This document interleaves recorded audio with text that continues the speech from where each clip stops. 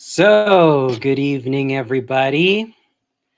And I finally made it, as of right now, 2,206 subscribers. Yeah, actually, I went up 4 subscribers compared to yesterday. So, I really want to.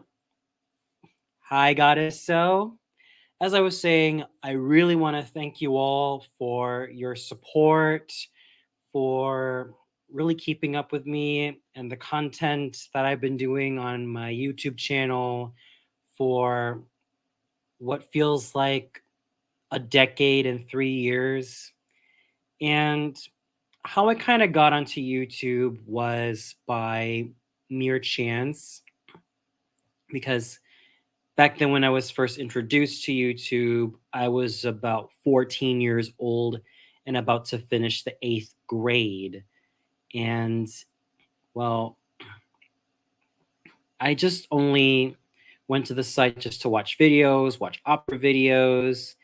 And by the time I was in high school, I was just mostly on YouTube, sort of as an outsider. I didn't have a YouTube account yet, but like 3 months before I graduated high school as an 18-year-old senior back in 2011, I ended up registering on YouTube because a schoolmate wanted some votes for her video that she was doing for like an online talent contest.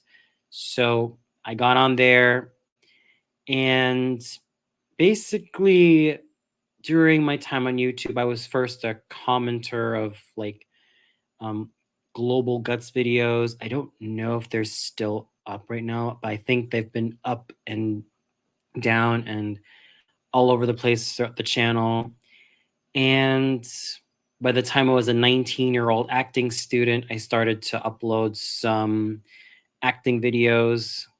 Quite fun times. I do miss my time in the acting school I went to back in Cebu. Yeah, I don't particularly miss my overly excess weight. And as you can tell, I'm no longer obese, I'm no longer medically obese. And it really does feel good when you're at least, as I said, no longer obese. Yes, at worst, these days I'm overweight, but at my very best, I was normal weight. So I am really happy that I continue to make sure that my weight, mobility, and health continue to be at an all-time high. Hey, Miss Kitty, how you go? How you doing? So, yeah, I kind of also heard what happened to Morgan Spurlock. May he rest in peace. I haven't really caught that much of Super Size Me. I could see that it was sort of a bit of a controversial and rather contentious documentary film to watch. I'm sort of mixed about Super Size Me's messages, but other than that, it was just, yeah, I'm just conflicted. I haven't watched SpongeBob last night. I stopped watching the show altogether. I kind of stopped caring about SpongeBob altogether since probably the early 2010s. And from there, I just didn't really care that much about SpongeBob anymore. And I will always, always insist and defend my statement when I say that I am far from being the biggest SpongeBob fan ever. I was never that much of a huge SpongeBob fan when I was a kid. I still found the show to be enjoyable, but it wasn't really for me. Around the time I was 7 and 8, it was Hey Arnold, Rocco's Modern Life, Ariel Monsters, Rugrats, and Ren and Stimpy, and even some episodes of the original Nickelodeon Doug. That's just mainly for the Nicktoons. For live action Nickcoms or live action Nickelodeon shows, I was very much a fan of the original All That, Clarissa Explains It All, Keenan and Kel, The Amanda Show, at least to some extent. I even love Taina. I also consider Taina to be a very underrated Nickelodeon live action show. The Brothers Garcia was also quite fun. It also kind of helped that my family name is Garcia, although the family portrayed in the Brothers Garcia are Latinx American, more specifically Mexican American, whereas my family in the real world, we are basically a mixture of Filipino and Spanish. Yeah, we're not like the typical like brown-skinned Filipino people.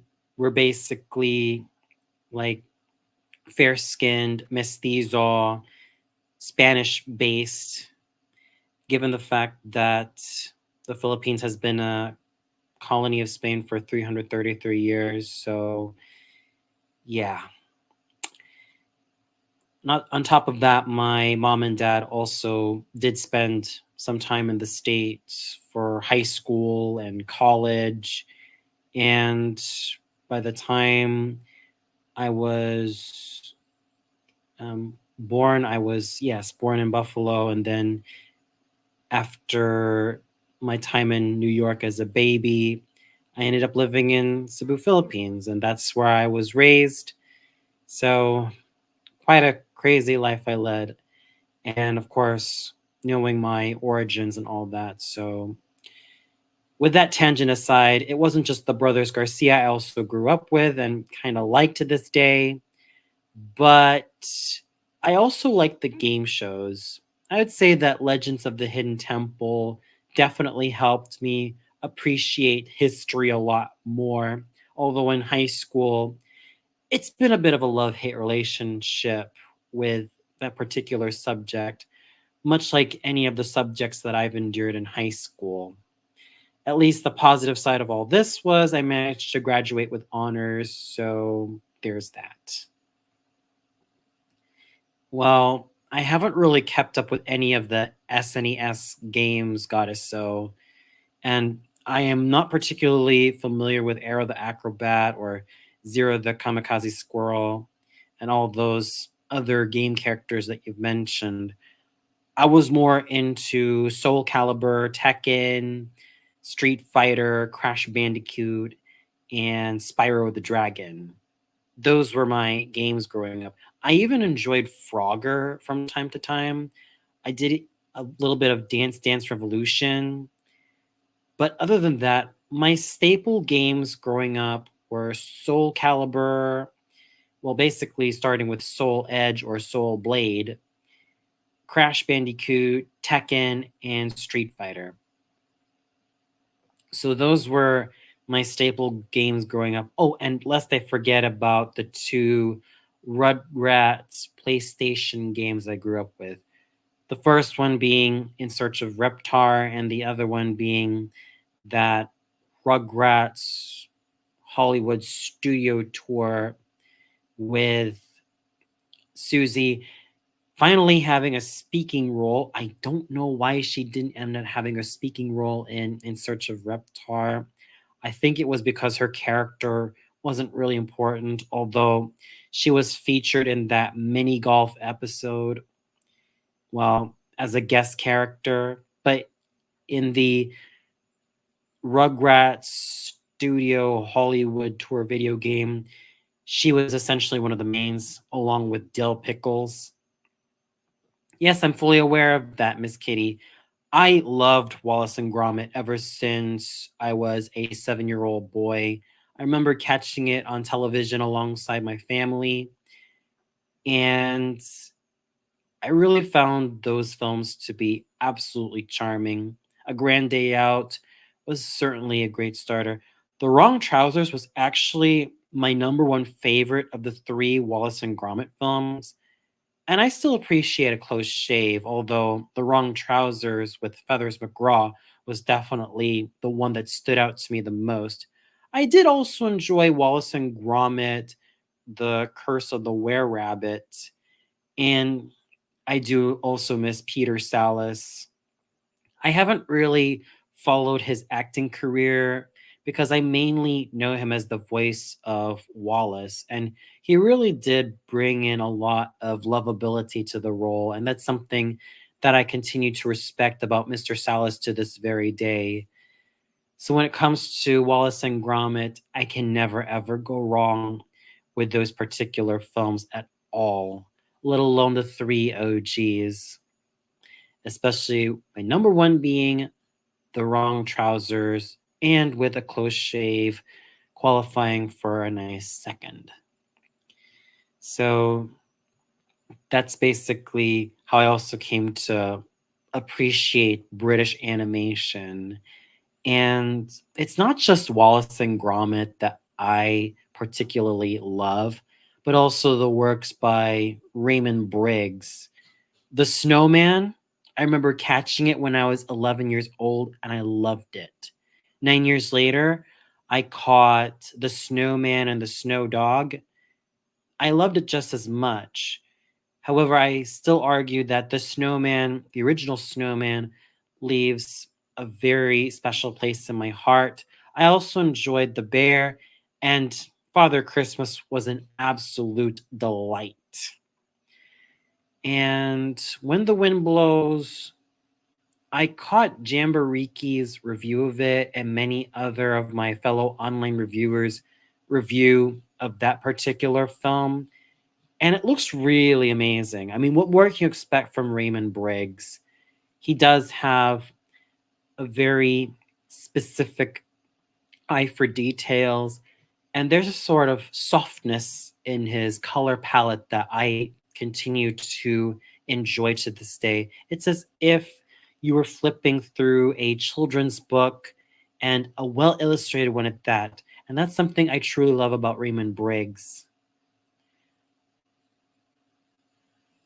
Okay, the My Girl comics, Irish Catholicism. Uh, Understandable, goddess, so understandable. I mean, speaking of Catholicism, yes, I am Roman Catholic. And, well, that's pretty much about it. I don't want to get too much in the nitty gritty of religion because I try to keep my channel as open and tolerant and let's just say open minded as possible. So you're all invited. It doesn't matter what creed you are, it doesn't matter what sexuality you are, it doesn't matter anything. It doesn't matter. As long as you don't hurt anybody, as long as you don't hurt kids, you're all welcome and you're all welcome to participate. So long as you protect kids, so long as you know, take care of the ones you really love and really be there for the ones you love, then you'll be fine. And that's what I would love to keep on doing as well. So I would say that just remember that it's important to treat each other with civility, no unnecessary drama, no bullshit. Just really, really just remain civil with each other.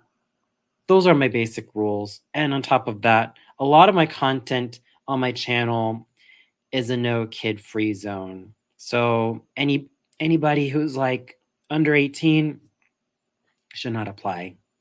Never. Even if a lot of the content I review is mainly a lot of the nostalgic stuff, like from the 1990s or 1980s, 1970s, whether it be older cartoons or older animated films, my content and my channel is definitely not for kids.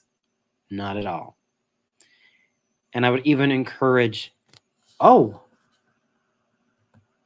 looks like Axel Blade's on. Jason is on. Hey, Hello, Jason, Anthony. how have you been, man? Doing great. Lovely to hear. So, what have you been up to? Not much, just trying to get a lot of projects out of the way, whether they be Power Rangers or some other kind of project. That's great to hear. So, how did you get into Power Rangers, man? I was born in 95, saw the first movie. Hmm. My younger sister was also born in 95. Yeah, I loved the first movie despite that iffy CG and Ivan ooze. Understandable. Understandable.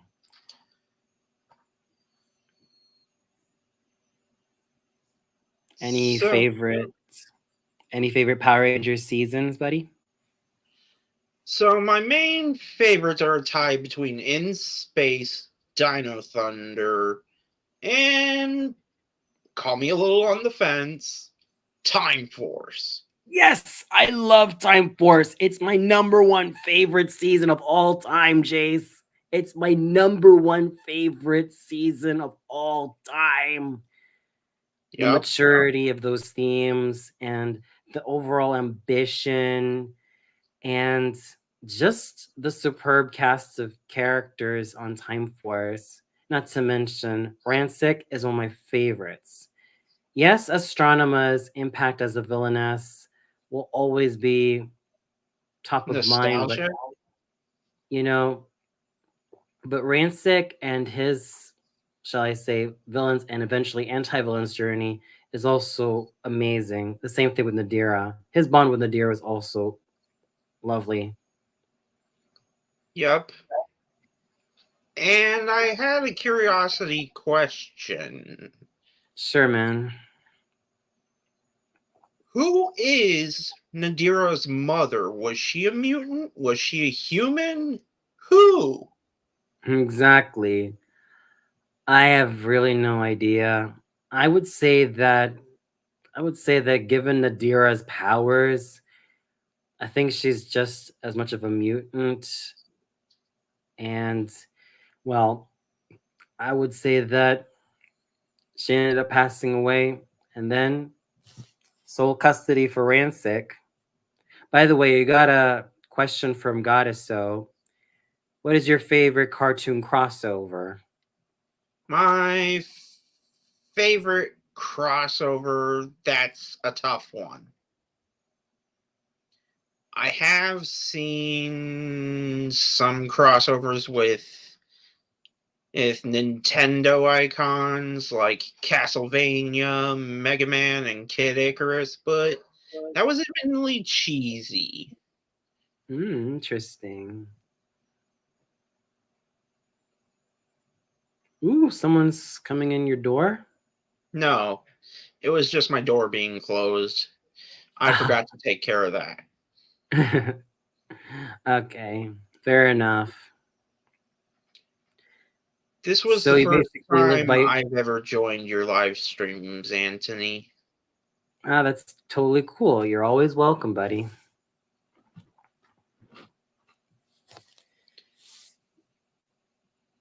So I take it that you also live by yourself?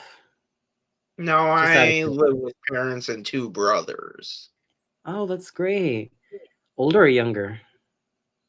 I'm the youngest at Ah, 29. okay. That's fascinating. So, Axelblade, what are the oh, and there's another comment that got us so left. And plus, the only reason why I didn't read comics in the 90s was because I was born in 2007. That's fair enough. That's fair enough. Oh, dude, you got another I question. never paid attention to comics myself. It's been a sort of up and down situation with me when it comes to comics because with comics, I kind of have a bit of a journey with them. I don't get me wrong, I love comics as well. I do also enjoy the occasional graphic novel, but sometimes it's also how you like maintain a sort of focus to make sure that you've managed to get all the plots down and all of that. Yeah, Yeah. and it's a lot of writing for each saga. But I will admit, I do enjoy reading comics from time to time. Definitely one of the finest pleasures of life that managed to make me feel kind of overjoyed. I mean, whether I read the Tarzan comics or Kazar comics or any of the old Disney comics or any of the Teen Titans 2003 comics, definitely great times, man. And it also helps when you have them on hand or on print. Yeah, and I keep saying this. I will not talk about the Seltzerberg parody Teen Titans. That can go, You mean Teen Titans Go? yeah, that can go away. Yeah, Teen Titans Go is just bull honky. And I know it has its moments, but at this point in time, I'm just like, screw Teen Titans Go. It's just overhyped and it's just all moxie and it's just noise, noise, noise, noise. There's no subtlety. I get that it's a parody show and it's sort of like a parody of the original Teen Titans, especially considering that the OG voice actors have managed to voice the cast. But But it come just feels on. like immature Seltzerberg, but Yeah. 10 times worse. Yeah, I wouldn't just say worse, but 10 times more annoying and grating and obnoxious. Yeah, it's unfunny. Yeah, I kind of feel sad for Teen Titans Go because you'd think that for the way forward for Cartoon Network, especially with Steven Universe, you'd think that, it would have caught up with another season of like a season 6, or let's face it, a Teen Titans Unlimited. Like we could have had that after Titans Together. And then we just Yeah, got treated to Things Change. What on absolute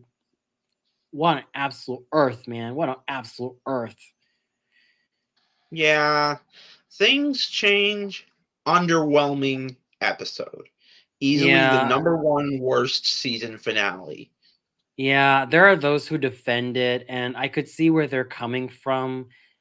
And I know that the Teen Titans Go 2003 comics um, answered that, especially with the return of Geoforce. But you could have integrated this in the TV show. Come on.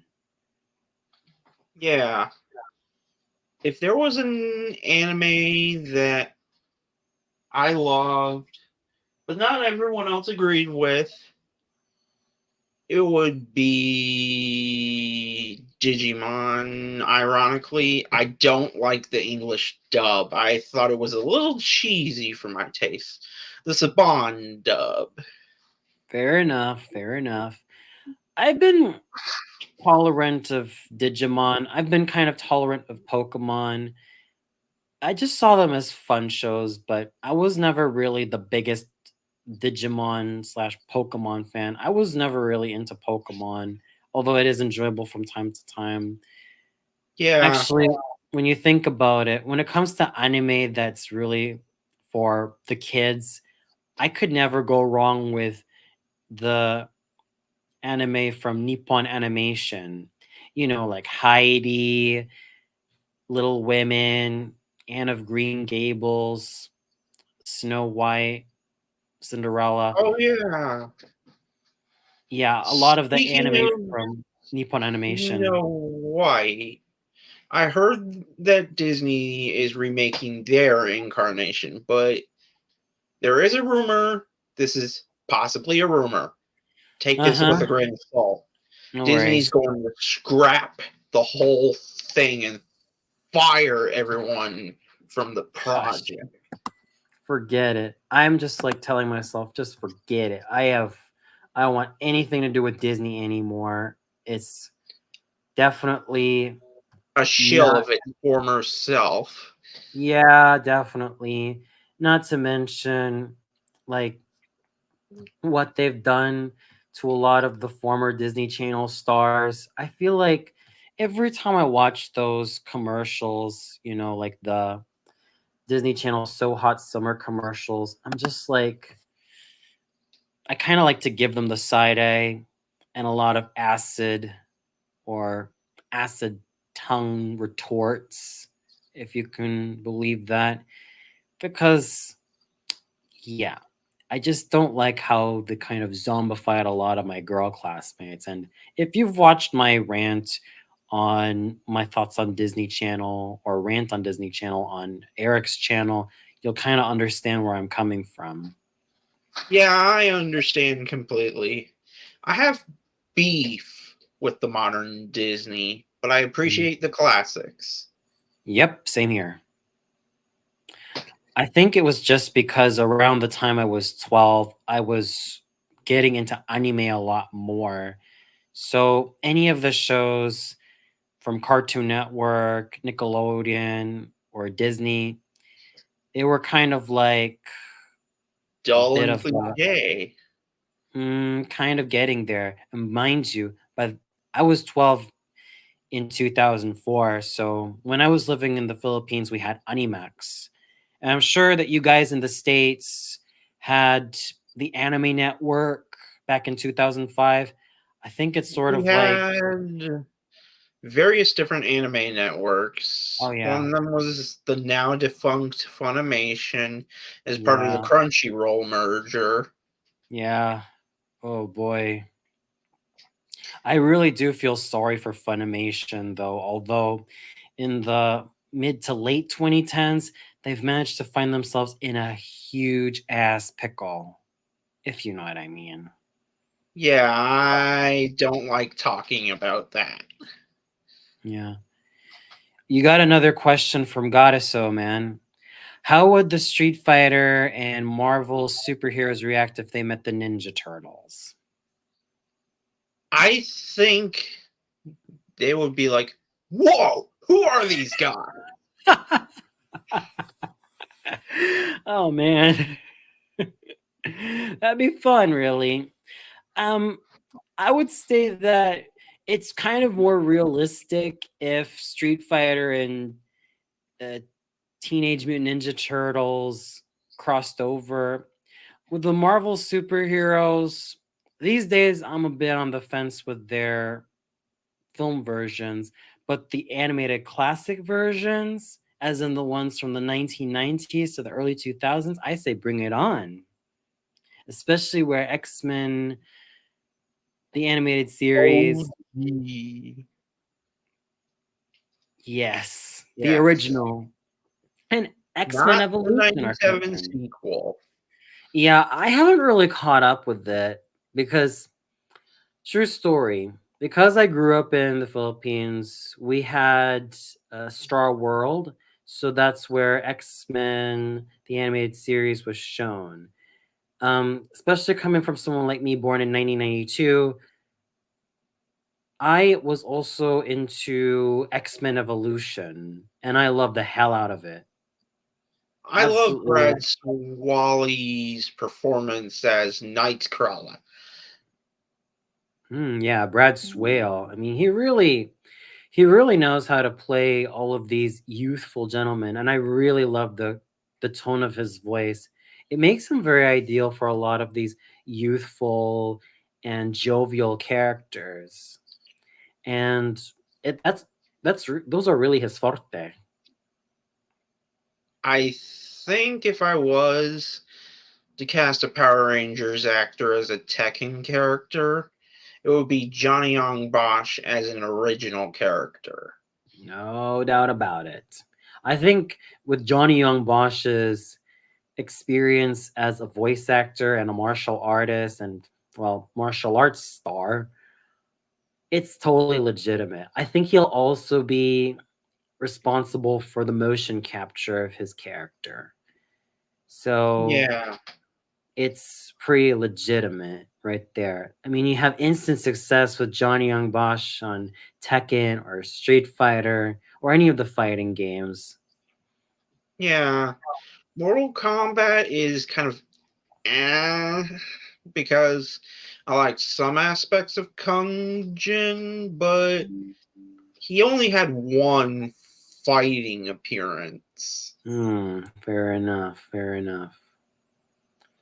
And well, in terms of other Power Rangers actors who could have gone on to do more voice acting, I really would have loved for Jason David Frank to have continued on with voice acting. You know, I always keep telling myself that should a Tarzan cartoon only for adults be created, I would really love to have Jason David Frank on board as Tarzan. It would have been very interesting to hear him, speak in Mangani and even have his own spin of the Tarzan yell. And I think he would really inhabit Tarzan the way Edgar Rice Burroughs envisioned him. Yeah. And speaking of Power Rangers and Super Sentai, what is one Sentai that never got adapted that you want to see what he turned into a full length series? That's a Lupin tough Ranger question. versus Pata Ranger, without a doubt. That would have been freaking cool. For me, it's a tough question. I like Lupat, but at the same time, I prefer Zyuohgers. Oh yes, yes, Georgia. But here's also my point of contention with Georgia. I think if Georgia were to be a Power Rangers series, guess what it would have been compared to? Take a wild guess. Minecraft, Excuse me? Minecraft, Lego, No. No. Another Power Rangers series. Jungle Fury, That's one, but I'm also talking about Wild Force. Wild Force. Oh, Yes. yeah. Overlooked that. hmm I mean, the thing about Zyuohja is that I could see why it wasn't really adapted into a Power Rangers series because we've already had the jungle theme with Wild Force and Jungle Fury. But the way I see it, it's kind of unfair on Zyuohja's part because that would have been really cool and innovative. And it would have been the way forward for the Neo Saban era because honestly, the Neo Saban era was, at least in probably our honest opinions, that one season where nostalgia was being way too Shoehorn. overused. Yes. Instead of going forward like with what Disney was doing, the fact that Saban bought it back and reused certain tropes that we have seen in Mighty Morphin is a huge shame. Oh, sorry. Oh, I'm just streaming. Thank you. It's fine. Yeah. Sorry for the interruption. But, I also live with live with a very wonderful person, and well, we've been living together for like 12 years now, and I consider Congrats. him to be like a big brother to me. Yeah. So, on to the dilemma of Zyuohgers. Mm-hmm. The dilemma would have been the four animal rangers of the core five. Mm-hmm. Honestly, in my own fanon take, they're aliens across another part of the morphing grid. Hmm. Well, if I were to adopt Zuoja as a Power Rangers series, I would really not make the main Rangers teenagers anymore. I would make them young adults. Yeah, so maybe have the Red Ranger have a job. Mm-hmm. we already have this in like Lost Galaxy and Lightspeed Rescue, so why not? Yeah. I mean, Unfortunately, we may never see the Duogers as Power Rangers happen right now because of reboot plans and more shockingly, we got a Duogers villain in Cosmic Fury, which I thought was okay, but it wasn't as mhm, great. yeah. I mean, I think it also kind of shows that who even watches Power Rangers these days on even television, let alone on Netflix? It's just, well, I Burnout. think, yeah, It's a little burnout, in my yeah. opinion. I think especially with the whole Mighty Morphin nostalgia, Yeah. because don't get me wrong, I still love Mighty Morphin Power Rangers even to this day as an adult. However, there have been better seasons of Power Rangers. Excuse me. I think that Lightspeed Rescue is very underrated. I mean, I did kind of place it below Wild Force in my Blue Ranger ranking video, but other than that, like, yeah, other than that, it's just like, you know, it's just like it's a really fun season, and for me, I'm like, with Lightspeed Rescue, it's like I really love the way that the Rangers were like young adults to adults and actually had jobs and careers.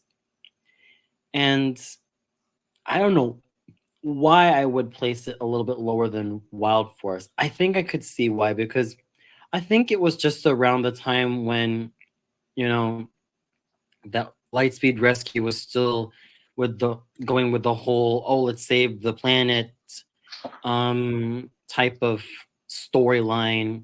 And yes, it was about heroes coming in different shapes and sizes, and of course, different professions. And I'll give it that. I'll definitely not question it.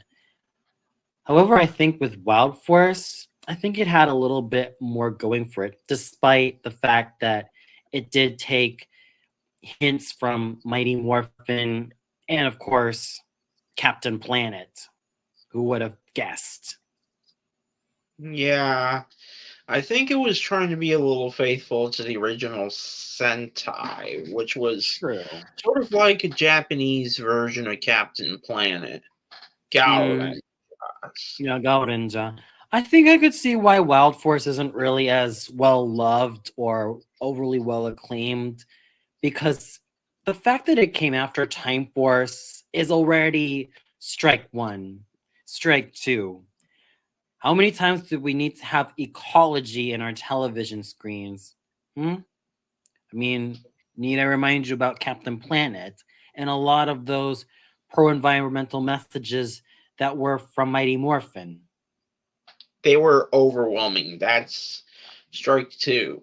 Strike three for me is a little bit of an iffy one, but it has to do with Cole's development, even though I have nothing against people who like him. Fair enough. Fair enough. But here's another strike three for me. Princess Shayla's wasted potential. Come on.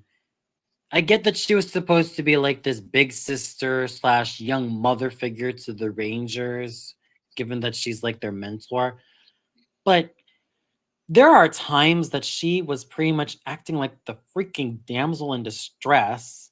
And yes, she could defend herself, but can't she just have at least done it a lot more? And since she had an affiliation with the Deer Zord, you'd think that she would have been a Power Ranger herself. And I Yeah, would have loved to have an that's Emu headcanon where she would have been an Emerald Deer Ranger to complement Merrick's Silver Wolf Ranger. yeah, That would that make sense. is what I call lack of potential or Yeah. wasted potential.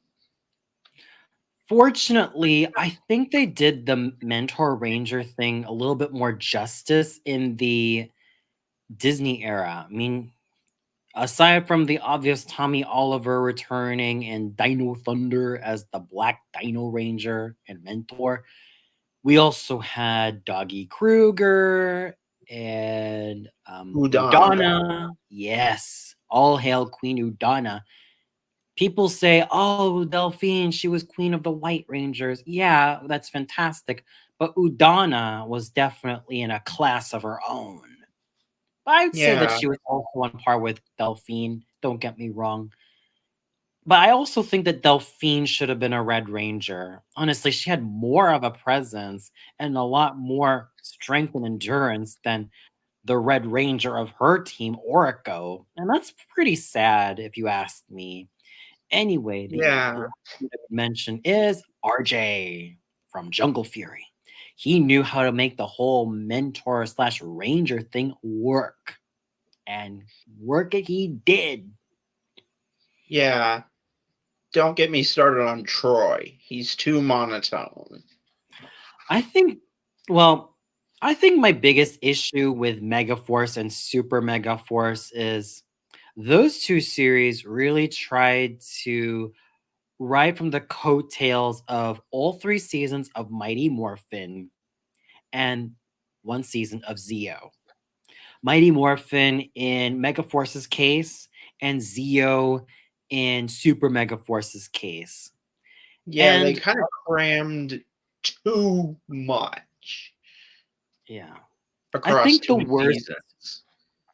I think the worst aspect about Megaforce and Super Megaforce is that it relied way too much on Mighty Morphin nostalgia. You cannot even begin to tell that this is a much clearer indication of Mighty Morphin nostalgia being used in both series. Let's face it, Yeah, Andrew Gray as Troy, I feel like he was also riding on the nostalgic coattails of both Jason David Frank and Austin St. John. Alzim he was essentially riding on the coattails of Walter Manuel Jones, Johnny Young Bosch, and Steve Cardenas. Then you got John John Mark Mark Loudermilk. Lauer. Yeah, Noah. He was essentially riding on the coattails of course, David Yost as Billy, even to the point where, you know, Noah, played by John Mark Loudermilk, feels like a black Billy. Yeah, Yeah. it Oh, and let's just not forget about Sierra Hanna. She was essentially riding off the coattails of not just one, not just two, but three OG Yellow Rangers. And you know who they are? Trini, Aisha, and Tanya. You got that right. Sierra Hanna was essentially riding off the coattails of Tui Trang, Karen Ashley, and Nakia Burris. So she pretty much has the lion's share of, big shoes to fill in, especially for being a Yellow Ranger. And Christina Masterson as Emma. She was essentially filling in the shoes of Amy Jo Johnson and Catherine Sutherland. Except the thing about G and Emma was that they're essentially race swapped.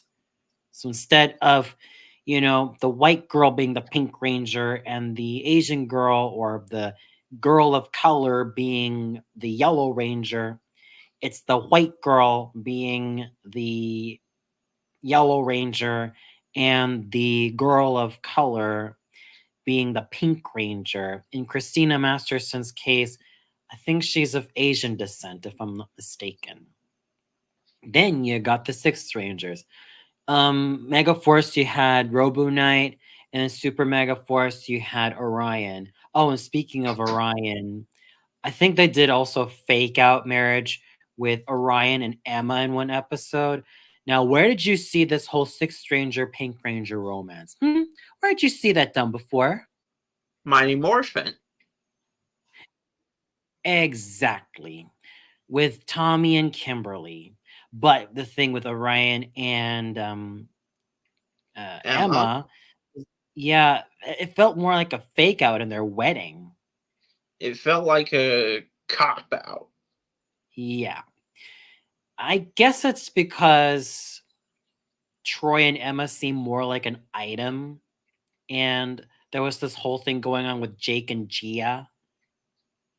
Yeah, they were clearly burnt out.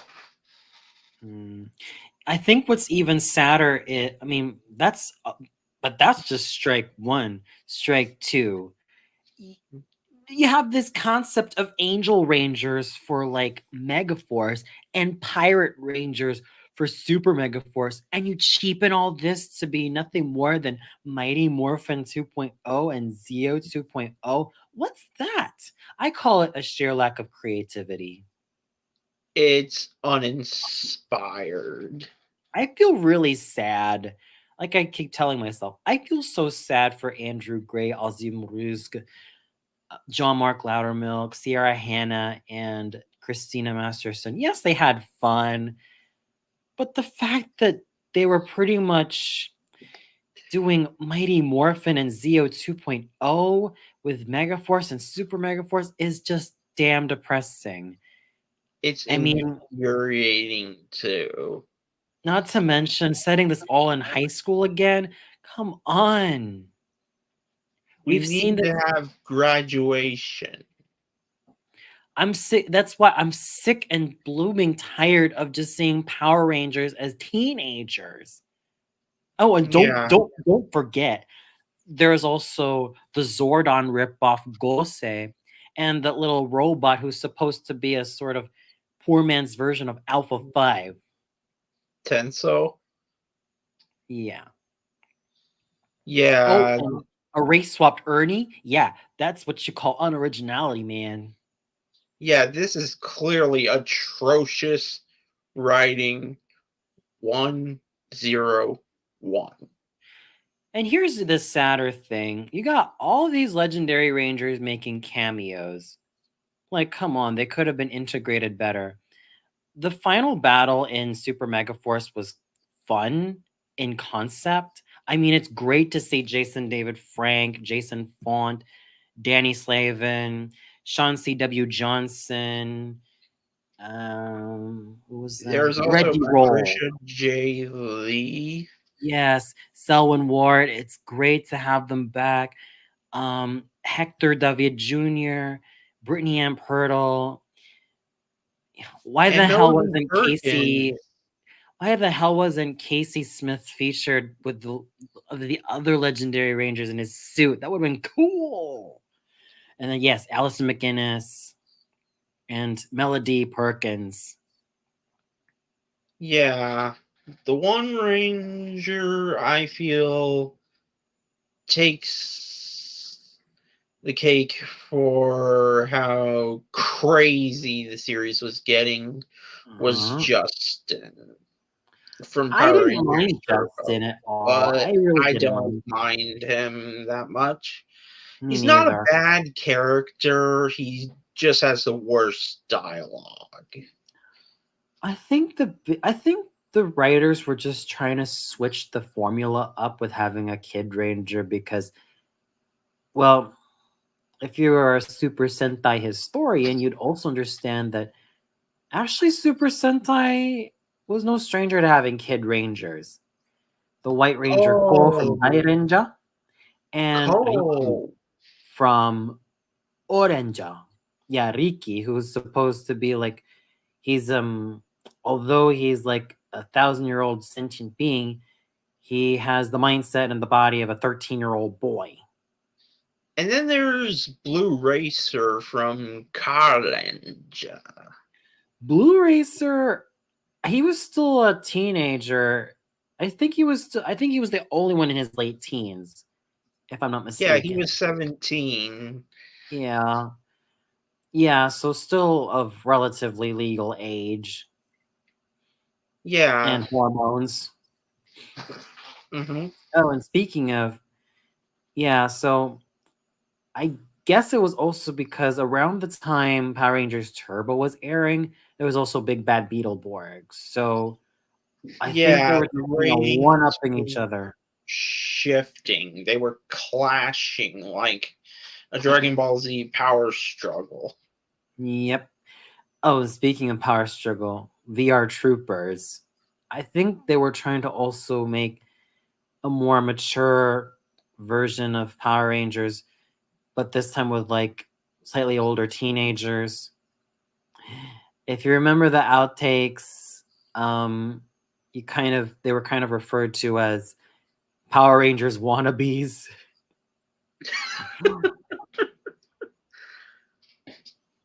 Hey, Ty. Yeah. Oh, yeah. There was something that came up over my head, but it's relatively unknown, but just solid with it.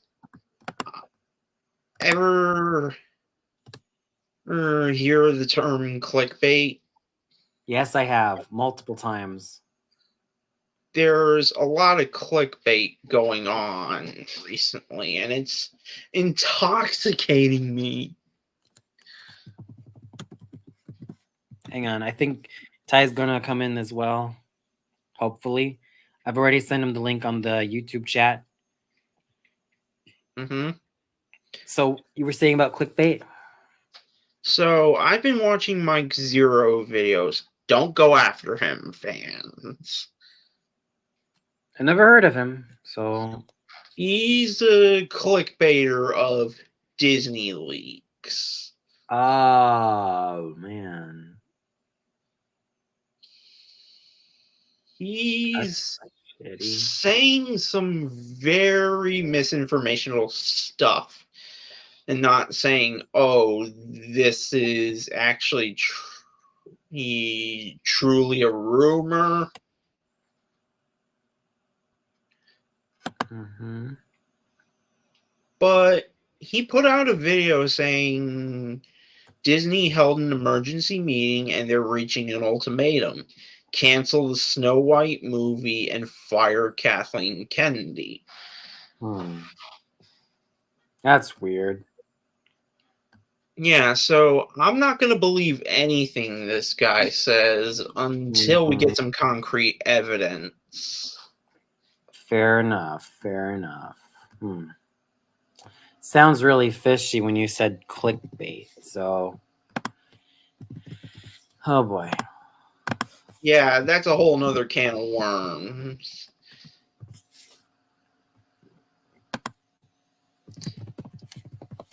So let me see if Ty is going to be on here because I've already invited him to join. So I don't really like. Ooh, who's that little fella? That's me in Lego minifigure form. I, Aww. w- I would zoom in a little closer, but my webcam doesn't cooperate that well. Yeah, no worries, man. So, and I bought this from Japan. Zyuohger Morpher. Wow. I mean, actually, I'll definitely defend that Morpher and say that it's at least quite innovative Yeah, rather than the growl phone.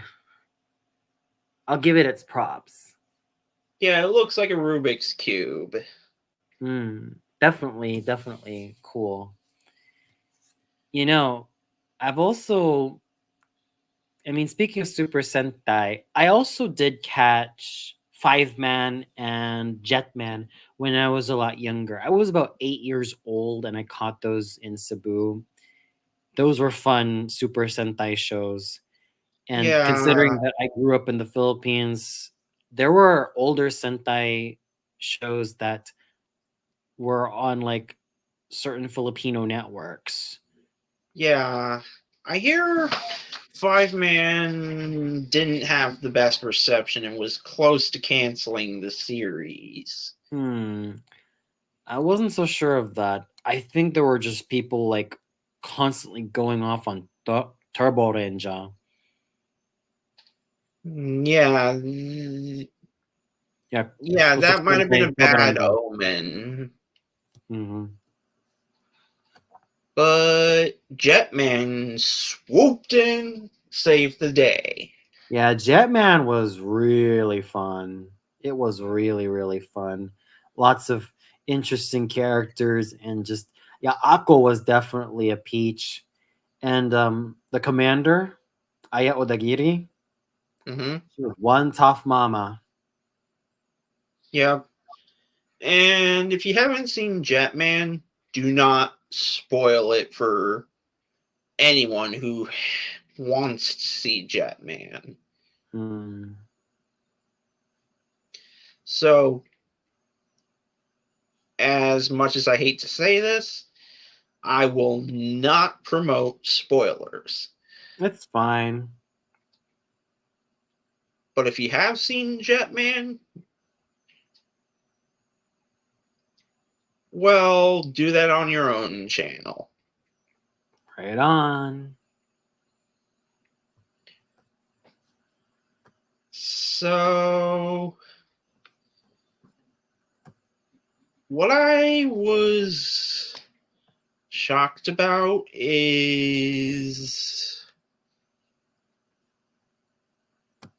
is a lot of celebrities from my continent passing away. Mm-hmm. Like, where are you based on, man?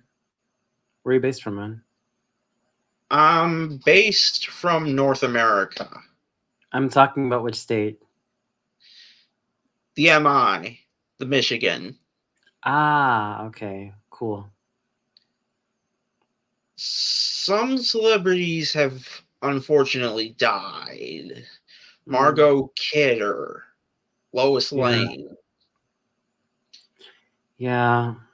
She was so gorgeous. She was so elegant. Heck, she was even the second voice of Gaia from Captain Planet. I actually prefer Whoopi Goldberg as Gaia than Madame Kidder. Margot Kidder was also in some horror movies like the Amityville Horror. Mm, Warning, I do not believe in the supernatural, and this is that- not the time to get religious. that's fine. That's fine. Yeah, Ty says that he's gonna join us in a few minutes. He's gotta handle some phone calls. Yeah, IRL first, then the stream. That's true. That's true.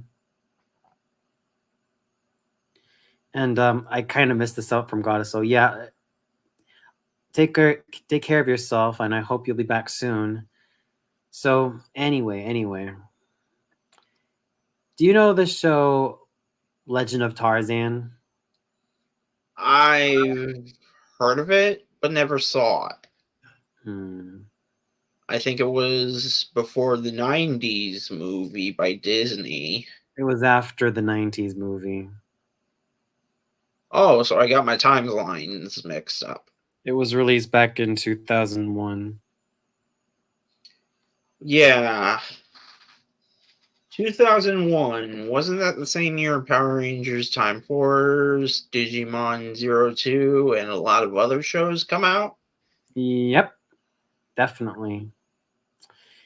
On top of that, 2001 was the penultimate best year for Fox Kids.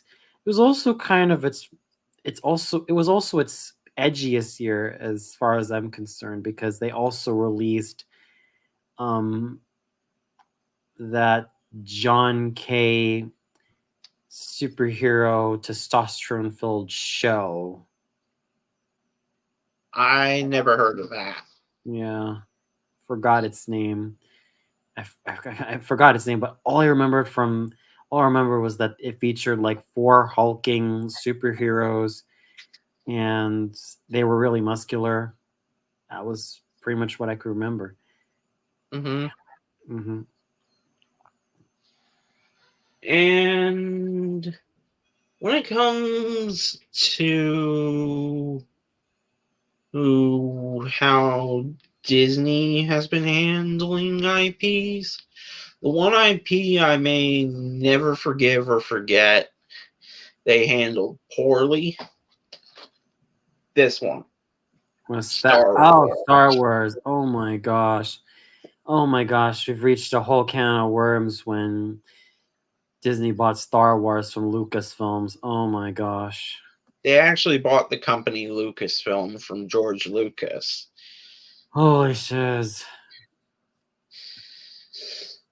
It kind of makes me infuriated when I watch the sequel trilogy, even though I don't mind those films. They're just Yeah. dumb movies. Mm-hmm. I Yeah. prefer the original trilogy with some slight adjustments to make them more consistent, and the prequel trilogy and the old Mm, expanding universe. fair enough. Fair enough. I've got no perspective on Sonic SAT-AM other than I've seen it a couple of times. Same here. But it was an enjoyable show. I really enjoyed Sonic Sat AM for what it was worth. It was able to make Dr. Robotnik a competent and, dare I say, scary villain. And had a Oh, it's like a whole Terminator. Yeah, and had a whole bunch of colorful characters. Sally Acorn, Bunny Rabbit. Heck, I think Sonic Sat AM really had some of the best characterizations I've ever seen, far more than The Adventures of Sonic, which was episodic and cartoonish. It was like Tom and Jerry had Tourette syndrome, according to Not just Nostalgia that, Critic. but but not just that, but also what would have happened if Tom and Jerry, Bugs and Daffy, and Elmer Fudd took speed? Yeah, he's like a Oh yeah, and what would have happened if Felix the Cat took speed and coke and all that stuff? Oof. yeah. That's a disturbing image. Sonic Mm, Underground, I've always painted it as too edgy, but I did like the concept mm. of Fair Sonic enough. being a brother. Yeah. I also caught Twisted Tales of Felix the Cat. Definitely a fun show, as far as I could remember. A lot Hmm. of fun. Oh yeah, I'm looking at one action figure shelf because I've been collecting action figures a lot, and I've Hmm. even attempted to do reviews. I had to review Trunks, I think, or maybe it was something Ooh. else.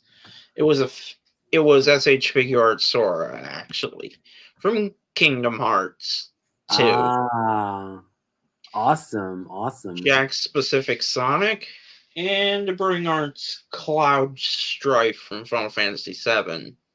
Hmm.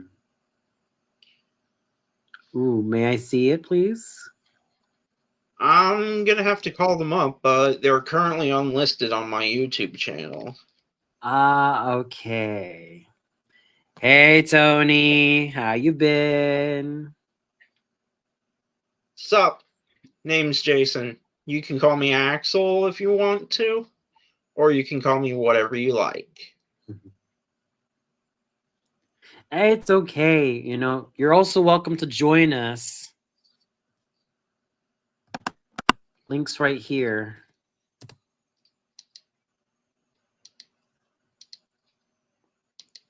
Okay, now to make these videos public again.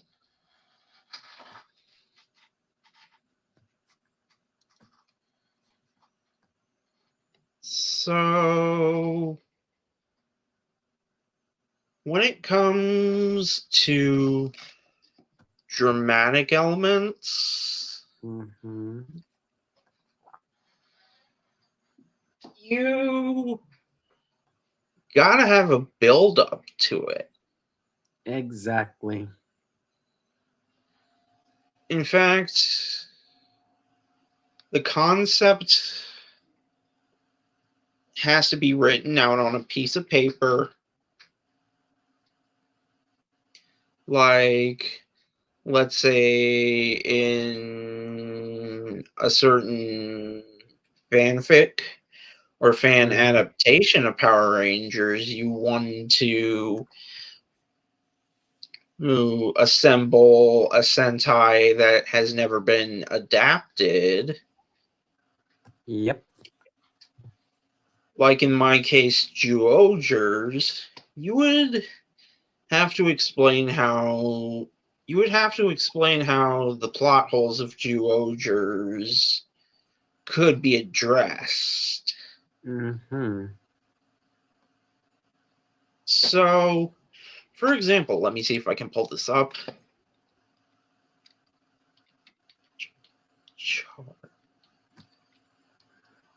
I have had a fan fiction in the works called Power Rangers Jungle Charge, Wow. but I'm thinking of rewriting it. Ooh, that sounds fascinating. Yeah, it's obviously a nod to the earliest, the only good Neo Saban season, Dino Ah, Charge. Dino Charge. That was actually the most ambitious season of the Neo Saban Power Rangers series because, well, you technically started off with like 5 or 7 Rangers, and then once Dino Supercharge came to be, it was a whopping 10 or 11, There 12 were Rangers. 10 Yeah, 10 and Rangers. 11. Absolutely incredible. Yeah. But then, because of budget cuts, we got Ninja. I don't know how to say that Sentai properly, or Ninja Steel, which Yeah. was kind of the poor man's Ninja. Right. Well, yeah, Ninja Steel, I think it was trying to sound more like Ninja Storm, which, mind you, Ninja Storm was the more superior ninja related Power Rangers series, if you ask me. Yeah, my only knock against it is Lothor's stupid plans. Mm, I guess it's sort of par for the course for like having a comedic villain.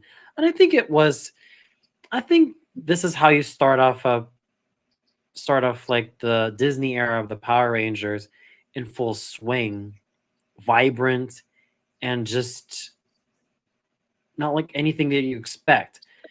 Now, compare it to Samurai, and you realize that it kind of goes down the drain because, well, what you kind of receive from the cast of Samurai is that they're not really that brilliant. The only one who saves it is the sixth Ranger, Antonio.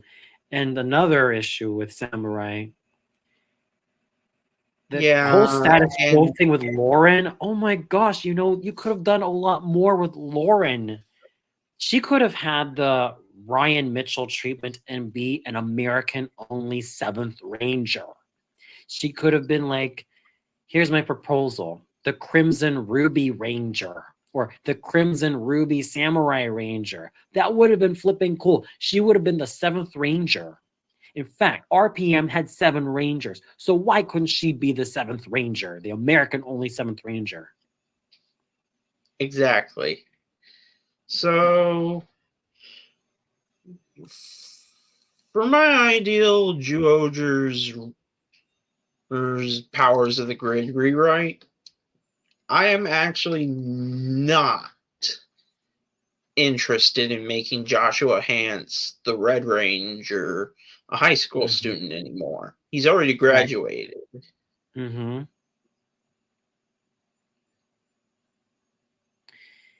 I would propose that he would be an animal rescuer.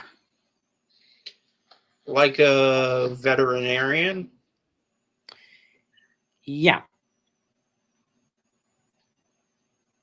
I Yeah. could have him go the Carter Grayson route. Yeah. And then we have the troubling dilemma of the 4 other Rangers. And here are the Ranger names I chose. Sachi for blue, Roy for yellow, Edward for green, and Tiana for white. Right.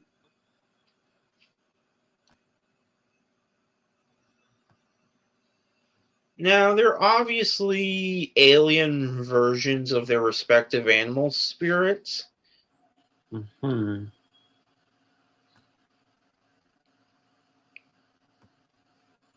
So, if they're aliens, wouldn't it make more sense to have them be from across the Morphin Grid? Or from another planet, yeah. Like a sort of a neighboring planet of Zordon and Alpha 5. That would have been dope. Yeah. Or I could just rewrite the whole Ty's here. fan. Hey, Ty. Hey, What's up, Ty? not much. You How know, you guys I'm doing? you. it'd be Name's Jason, but I go by Axel Blade 95. Hello. Hello. yeah. How you guys? I've been busy as well, so Ty, it's okay to have your camera on. No, it's all right. I'm kind of gonna be doing stuff in the background right now. Oh, Yeah. Understandable. I'm understandable. actually. Yeah. If you hear any background noise, I'm actually gonna be cleaning my room like a good boy. So. No worries, man. Yeah. I'm going to try to keep my room more organized. Well, Something we all need to do. I am going to be cleaning the room, and because well, there's just the old carpet, and we've kind of decided at the house that we're going to basically tear out all the carpet and just have hardwood floors. So, Right. and which is probably a good thing for this carpet because it's definitely old. And I have a surprise for anyone who's a Power Rangers fan. All right. Whoa! Triceratops Morpher. Wow. Dude, that is so dope. Yeah, it's the Hasbro Lightning Morpher with Billy's Power Coin. Now that is amazing, man. That is totally amazing. So, when it comes to fighting games, I'm admittedly terrible at them. Understandable. I just, pardon me as I grab my controller, button mash, and spam the same move over and over. Yeah, that was sort of my approach. Somewhat my approach back then when I was a young boy, totally into fighting games. But I think the main reason why I've learned to appreciate fighting games a lot more is the various fighting styles. Oh yeah. And do you guys know that I also have an AU headcanon where I feature like 14 groups of 7 group anime characters engaging in various fighting styles or martial arts styles? Yep, Right. I knew that all too well, as I am a follower on DeviantArt. I have yet to change my name because I don't have the core membership or the funds needed for the core membership. Right. You know, I think I ought to owe you. I think I ought to owe you, Core right now, man. Because I only have like 939 fragments on me.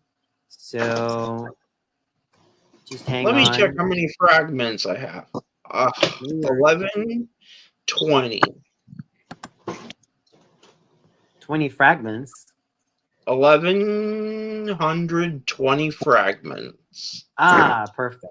So here's the deal. I'm gonna give you Core right now. Better yet, I have a better idea. I'm gonna give you Core right now, buddy. So 1 second. So I'm gonna award you right now with a diamond badge. Here you go. What game are you guys playing? Wow.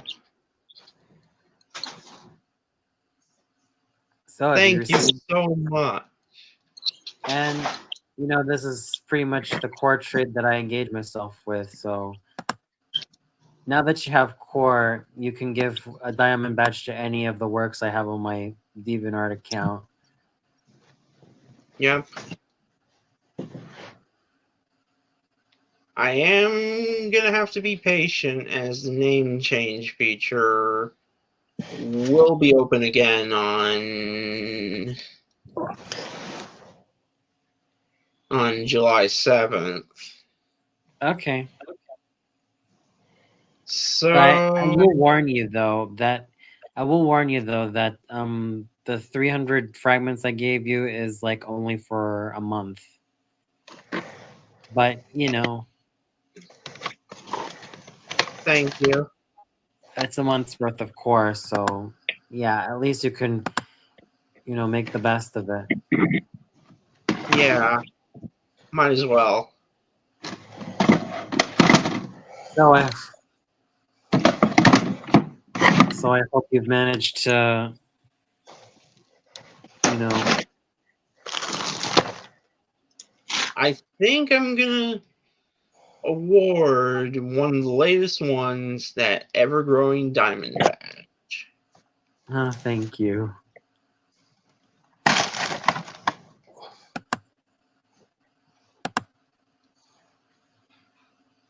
Thanks so much, man. No problemo. Now I've got to think of a way for my own behind-the-scenes streams because I have important plans for my own YouTube channel. Right. Right. So I'm going to shoot this all the way. I want to engage in reviews, gaming, and maybe even some occasional movies of my own. That's fair. That's fascinating.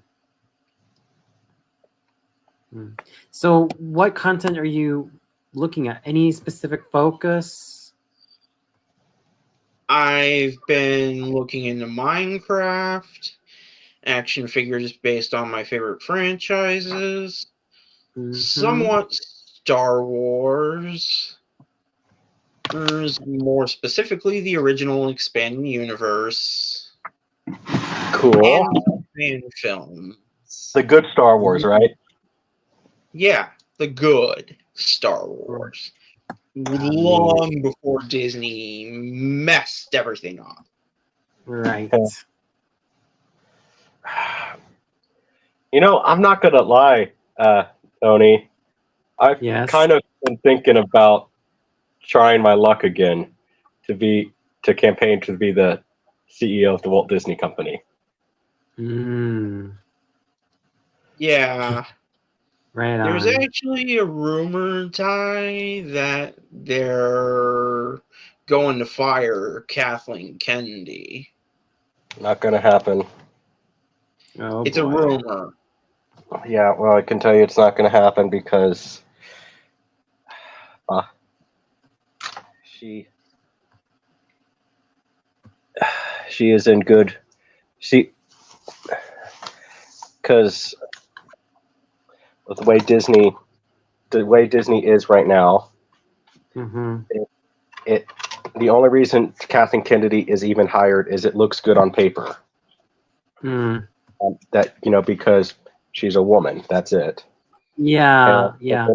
when they fire her, it looks bad to to some of the big organizations like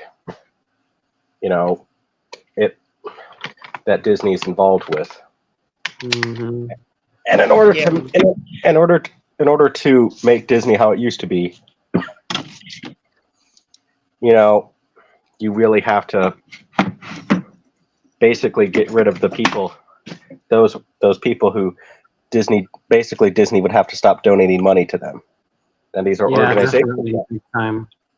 These are organizations that, hey, we'll help your brand, but it's usually like bigger brands. But you have to do these things. Mm. Yeah. Yeah. Firing the CEOs, that's It's not even firing CEOs. that's Um, just not possible. Definitely Well- not. They well- got too much influence. Well, it's easy to do, It's way too easy. but Mhm. Disney's involved with some organizations that Are rather Yeah. scummy. yes, that will easily, that are just corrupt organizations that they should not have got involved in, that Bob Iger already was in. And in order Oh, to get boy. Disney, in order to get Disney out of it, you would basically need to stop giving money to these organizations. And then that's I how. mean, Disney, at least in my opinion, is a freaking amoeba. Look what they done to Fox. Look what they done to The Simpsons. Yeah.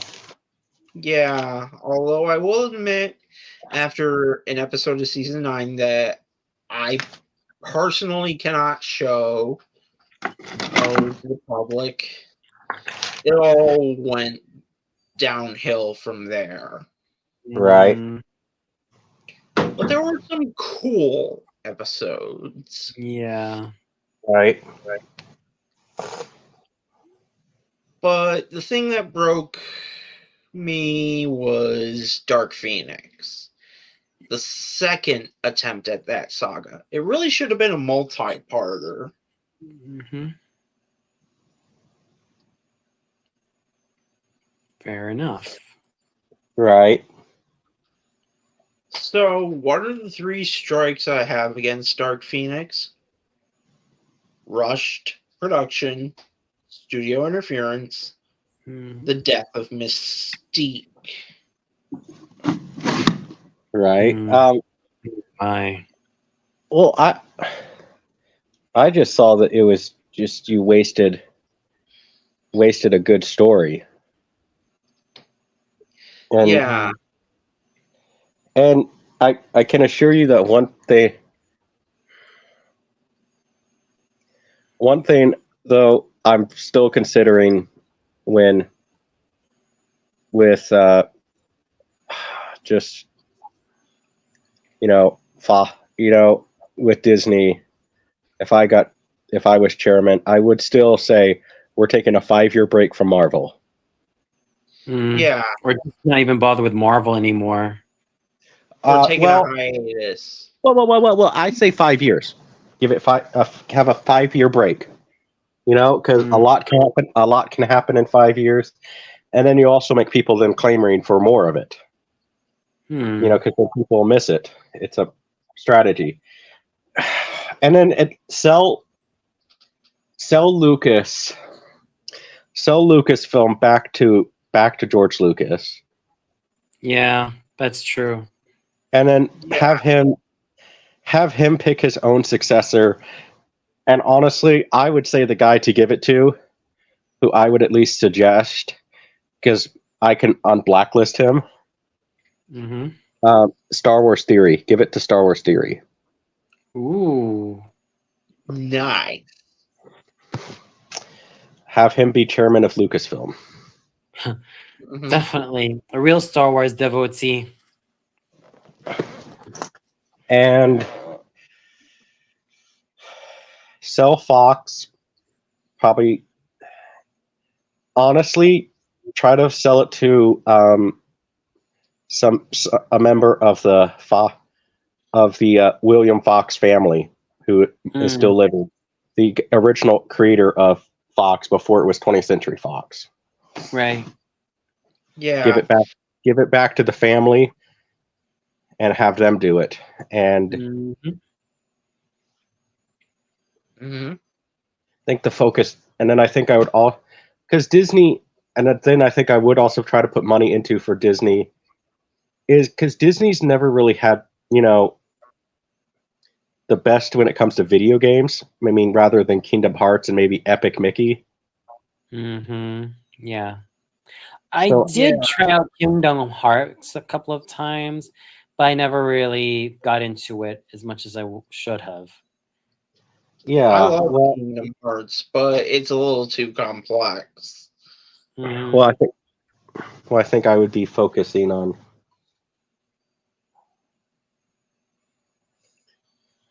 I think I would be Yeah. focusing on trying to, trying to basically maybe putting some money into actual video games. You know, like Epic Mickey 3, Ooh. Yeah. because that was a really Now, fun. that's Definitely. sequel I would love to play, despite me not playing the first two. I would make Epic Mickey 3, and then one thing I would do is try to maybe tell them to incorporate the original Disney cartoons, the Alice comedies. Mhm. So, I mean, there's all sorts of things you can do, and and I've just been thinking about it because, you know, I'm out. You know, the realistic thing is I'm only at 721 subscribers. I don't know if the Indiegogo campaign would really even work for fairy stories realistically, and you know, especially with me right now, the big job that I was really hoping. I had two interviews on during the last stream. I You didn't just get the. gave yourself a 722nd subscriber. There you go. Thank you. But with the but then with the whole thing is, I also have it where um my the big job that I really wanted, I did not get, but I guess I finally found one work. It's part time. I'm hoping it can actually be full time because it's $15 an hour, and I'm working on a farm. So Mm. um, there's that, but it's more so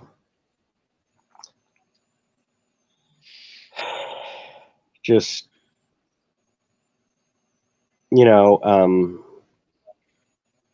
I'm just hoping that maybe I can get something through YouTube. And I mean, I tried it. I even tried it. The real funny thing is, hey, if people, because I want to start making money off the channel too. Hey, Yeah. if people buy my merch, send me, or if you buy, if you want to, I'll take requests if you buy my merchandise. But Mhm. I got 0 people. Oh man. Um, Mm. but and even trying to and I could never get PayPal to work for me because I guess PayPal thinks I'm an idiot because it says my address is wrong. What? That is Yes. crazy. I know. Well, like, so PayPal thinks I'm an idiot or something. Like, apparently, according to PayPal, I don't even know my own address. Oh man. Oh, And I think it's because Yeah. I bank. And I think it's because my bank is a small bank, not a bigger Mhm. bank. Right. So the only one I could get to work was Cash App. Mm. So yeah. That is kind of weird. Definitely. It's just kind of insane. right. Hmm. I'm gonna hop off for a quick second. No Okay. worries.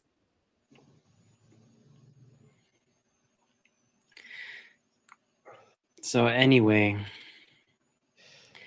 Yeah. yeah, it's just kind of ridiculous to hear that whole situation. Yeah.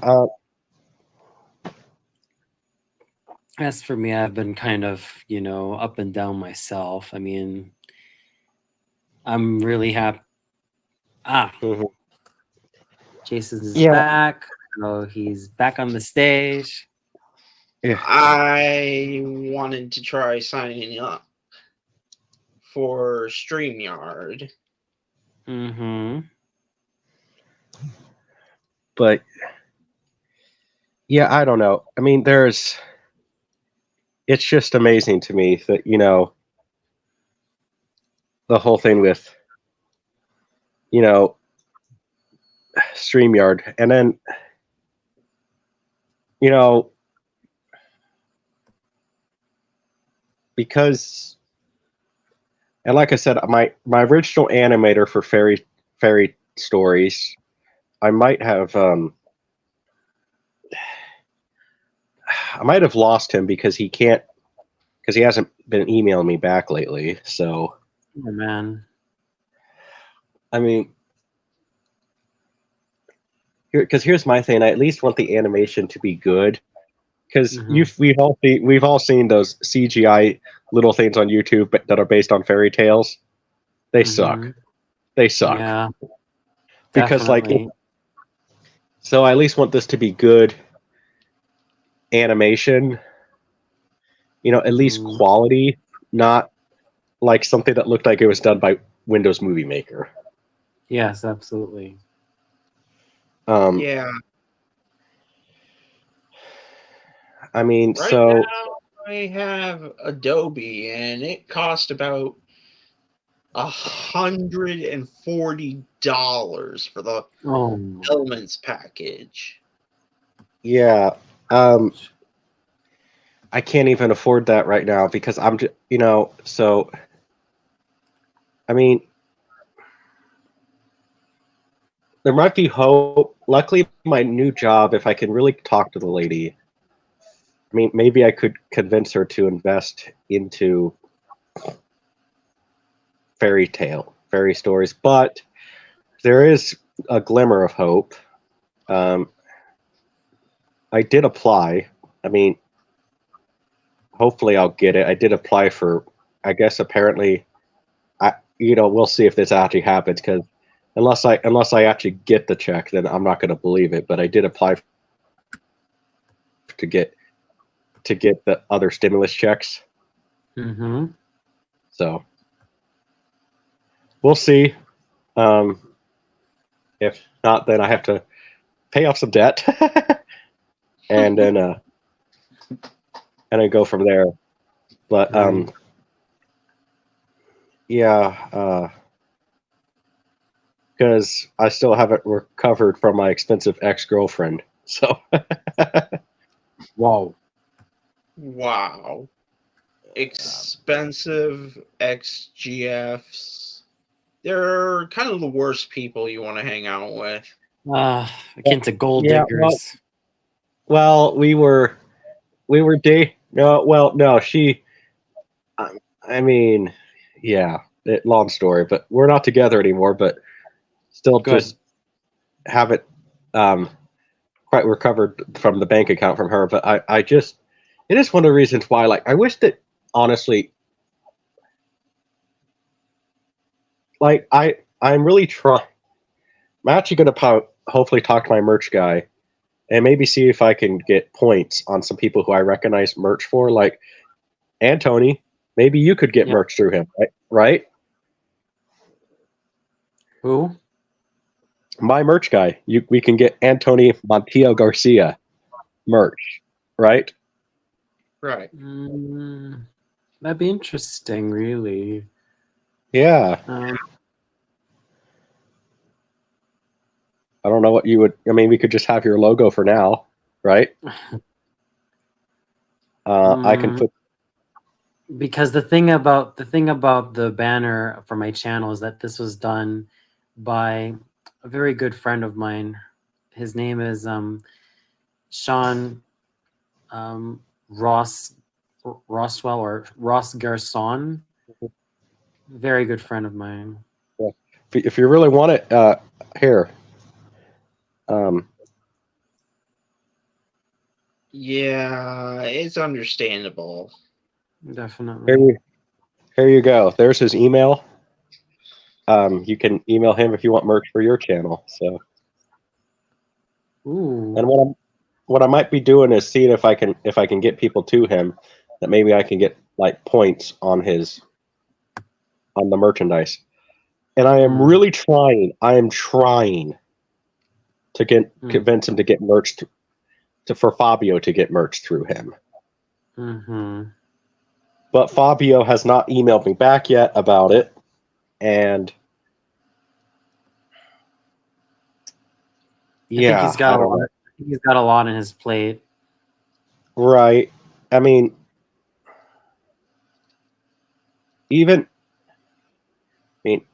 so because come on.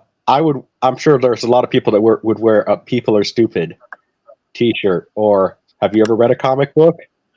I mean, what's another Fabio quote that people would read? Can I laugh in your face now? To quote Steven Seagal. Right. Here's my shocked face. Right. Yes. Absolutely. I mean, that's the thing I love most about Fobs.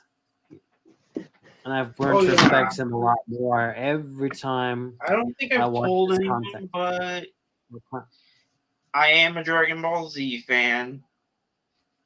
Ooh. That's all right. That's okay. Cool. Future Trunks for the win. Wow. Yeah, Future Trunks is definitely the best character from Dragon Ball Z. Right. Yeah, I do like his present incarnation, but he gets a lot of flack for not being as cool as his future self. Well, I think I remembered reading in one entry done by this user by the name of Gourmet Ninja about the 11 worst anime. He actually put all of Dragon Ball as number 11. And here's what he says about, Trunks. But mind you, Trunks is the only one that he said anything positive about. So let me see right here.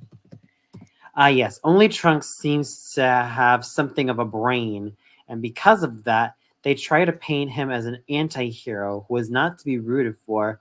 Another problem with anime. So basically, the context is that, when you think about Dragon Ball Z a lot more critically, that's the biggest issue about it. It seems to be a constant might is right type of power play, which is fine and dandy on small occasions, but if it's the main meat and potatoes of your series, it's going to cause contention. Yeah. Rest in peace, Akira Toriyama. Yes, indeed. He will be missed. I mean, for better for worse, he will be missed.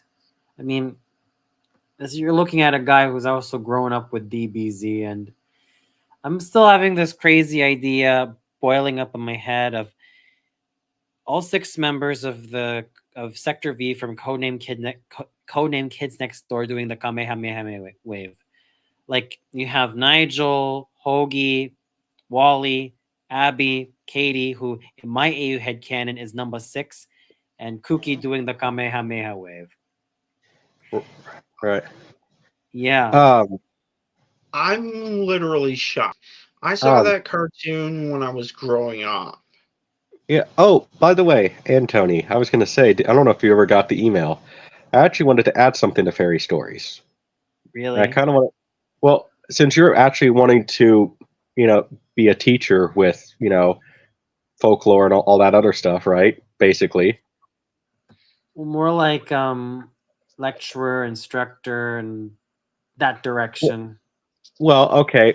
Well, the stuff that maybe I don't say, like, hey, written by Charles Perrault in whatever year, and the Grimm brothers, maybe then you could, towards the end, we could say, we're going to cut to our friend Tony, and he's going to tell a little more of the history of said fairy tale.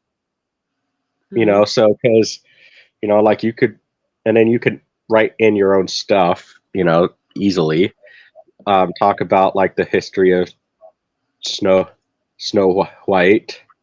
And then because there are currently scripts written, they're not in their final format yet, but the scripts are written already for Cinderella, Sleeping Beauty, Beauty and the Beast, Prince, the Frog Prince, and I'm working on Rapunzel right now. And then because I got all the main stuff ones that Disney has done after that. Next definitely is probably Bluebeard. Right. Mm-hmm. So then you could kind of talk about the history, since you want to be a lecturer, right? And could be a great way to basically give a free lecture. And then who knows, when you teach, then it could just be a free teaching for your students then, right? Right. Anyway, here's the link I was talking about. Go check it out. I know it's a little bit controversial of what Gourmet Ninja has to say about the 11 worst anime, but I think once you read it with an open mind, you'll understand where he's coming from. I highly recommend watching Gourmet Ninja. I mean, he's a very engaging dude and very smart. I really, really enjoy his takes on certain anime series. Right.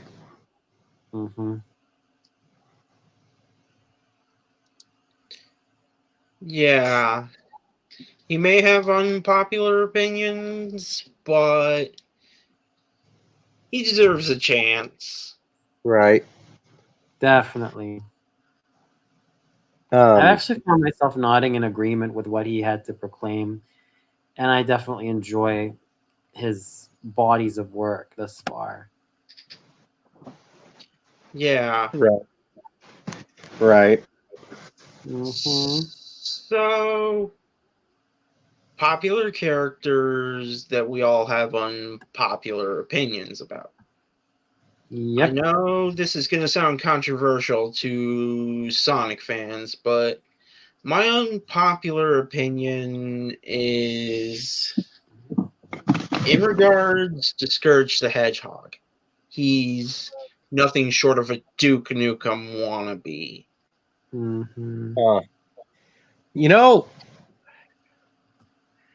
going to, even though I like the actor quite a bit, I'm going to say, yes, that this is a Star Wars character. And listen, Sonic character.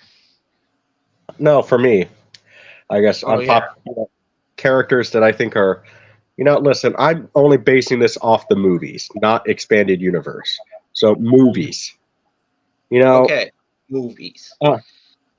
This guy, maybe in the expanded universe he was not this, but and I like the actor quite a bit, and it kind of pains me to say it, but I'm going to say Lando is kind of a little overrated in the movies, just because, Mhm. like, think about it. In the movies, he's kind of a Han Solo ripoff in a way.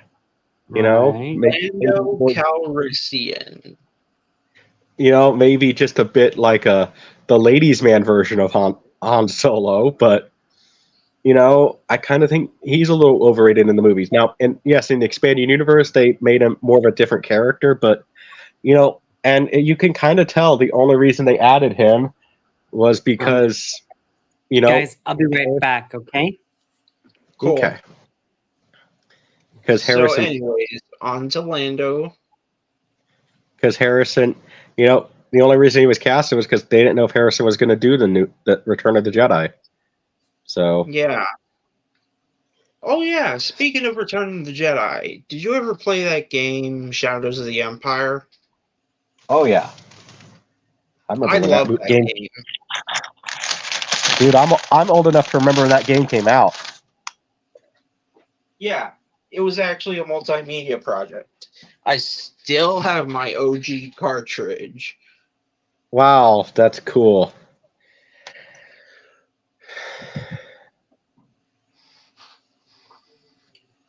There was a novel by Bantam Books. Right. And there were some Dark Horse comics. The books were mostly about Vader versus Shizor, I think. Right. The game was about Dash Rendar, this new console exclusive character.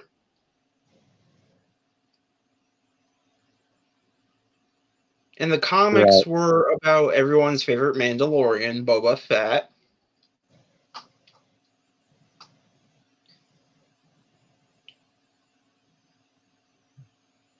Right. There were toys and an original soundtrack, which I have that soundtrack on iTunes, believe it or not. It's pretty cool. Yeah. I had it on CD, but I have since re-bought it on iTunes. Why'd you get rid of it on CD? I didn't. Okay, cool. Good, because CDs are still awesome. Yep. I used my DVD drive to install another piece of Star Wars video games that I quite liked. First one, Mysteries of the Sith, which is an expansion pack to this game, Jedi Knight Dark Forces 2. I don't have the original Dark Forces. I installed the original Jedi Academy before installing the patch, and I have Jedi Outcast. And this might be a rather obscure one, but I have X-Wing Alliance.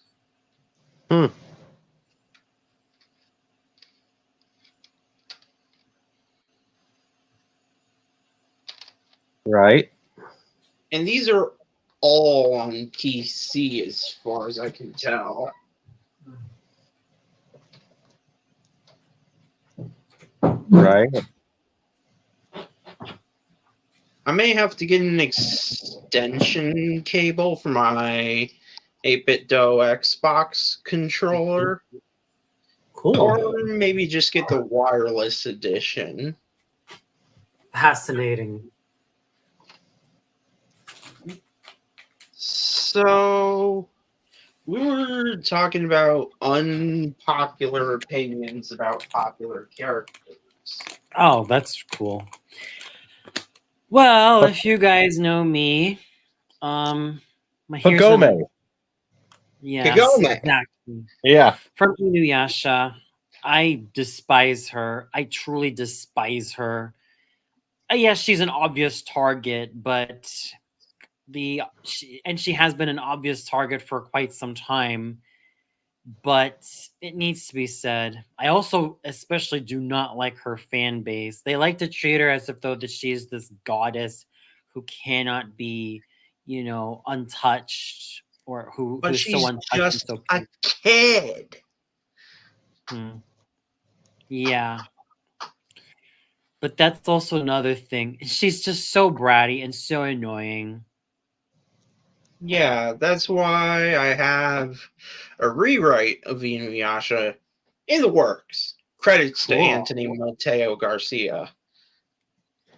Well, why don't maybe if somebody does an American remake of Gamera, or I mean, Mm. what? Wow, I'm getting tongue tied. Inuyasha, then we can, do maybe make Pagome a better character, right? Somewhat. Yeah, somewhat. I could cut the whole time traveling aspect. Yeah, For the whole Kagome. isekai thing is kind of overdone. Time travel is the most cliched plot twist out of the book of plot twists. Yeah, no doubt about it. Right. Mm-hmm. And if I see a Back to the Future Part 4, I'm going to be like, really? This is it? This is supposed to be the end. Here's my thing. If Back to the Future 4 was actually done right and respectfully, I would be interested. But it has to be done right. Because I had an idea. Okay, so I didn't do this to appease my ESG score or anything like that. I made the lead character a female because I thought that could be kind of cool. Like a teenager who travels through time that's a female, like a punk rock girl, sort of. I thought that could be kind of cool. And I made it where basically Doc's kids, obviously they're older now, and they have to travel back in time. They have to travel. They make their time machine, and they have to rescue Doc and Marty in ancient Rome. Right. Now, coming up with the DeLorean, how can I top the DeLorean? For a time machine, because that's just the perfect time machine, right? Yeah, it's tricky. But I thought, okay, if you can't beat it, go the opposite route. Okay, so I made the time machine. Have you guys ever seen those? They're the 1950s. They're the big, like, semi farm truck looking things. Like, they're the original Ford 650s. Right. Never heard of them. Okay, well, so they're like a big farm truck, and they it's a flatbed, but they have like wood panelings around them. Mm-hmm. So basically, the time machine would be a shitty farm truck. Interesting. Because I thought to myself, the DeLorean, you cannot top the DeLorean. So make it funny, right? So, especially growing up on a farm, when you grow up on a farm, your equipment never wants to work when you want it to work. Never. Right. So think about it. Like, there could be a scene where they're being attacked by a dinosaur, and she said either, come on, and then you just then you hit the truck and it works. It's so I thought that could just add to the comedy. And so, but the only actor that I thought of to play the son of Doc Brown, so either Jules or Verne, I thought of Sean Astin. Gotta go. Family needs me. Okay. It's cool. Yeah, I think Sean Astin could do it. Yeah, that'd be cool. And then I also thought And then seeing them as brothers would be interesting. I thought of Charlie Day. Ah, So, so then I thought that you built a time machine out of a shitty truck, and they both say, yes, we got a great deal for it on Craigslist. mhm. We only bought it for a penny.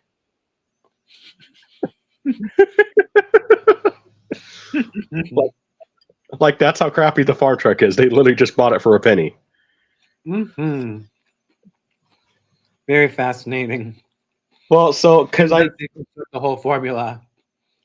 well, like I said, if you can't top the DeLorean, go the opposite route Definitely flop it. and make it a shitty farm truck.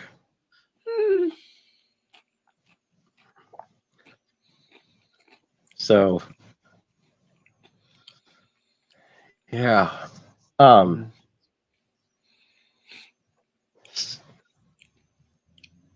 So, yeah. I also have another unpopular opinion.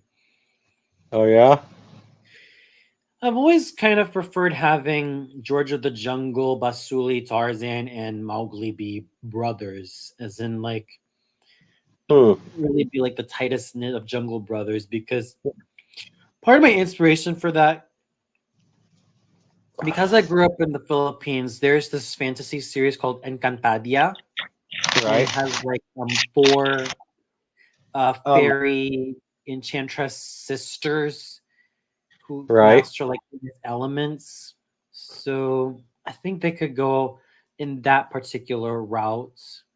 But that's a bit on the superficial side, at least for my head canon. But I think the 4 sibling bond really does kind of work in their favor, at least in my opinion. Right. Mm-hmm.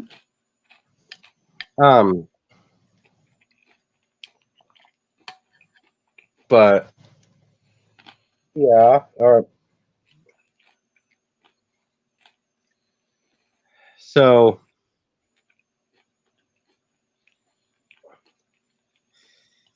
yeah. But yeah, I'm the guy who I'm actually really trying to get my I was actually really trying to get connected with my merch guy. I was really trying to get Rambo Raff. But here's my thing. Like when I told him that, hey, I want to get you merch, for your channel, he's like, let's listen. It is simple. Like basically people order, then Rambo Raff gets a percentage. That's it. If something fails, that's on Spotify, not on him. And the chances of that happening are very slim. So, I mean, you're gonna have to probably at least. I mean, you're probably gonna have to. We're not Amazon. We don't have next day delivery, so you're probably gonna have to at least be expecting a week for delivery, depending on where you live. Antony, if you bought merch through one of us, you're probably gonna have to be expecting at least a month. You're right. Yeah, true. So, but Garen, you will get it, and if not, then like I said, that's not on us. That's on Spotify. So or Shopify is what it is. It's, yes. So that's on Shopify, not us. Right. I'm trying to get Rambo Raff, but he's just been hard to convince. What makes you say that? If I had his the only way I had to contact him is through. I don't have it since I'm not on Facebook or anything. Mm-hmm. The only way I can contact him is through when he goes live. Mm-hmm. And trying to explain that when somebody's live, I could explain it if I had his email. So, right. But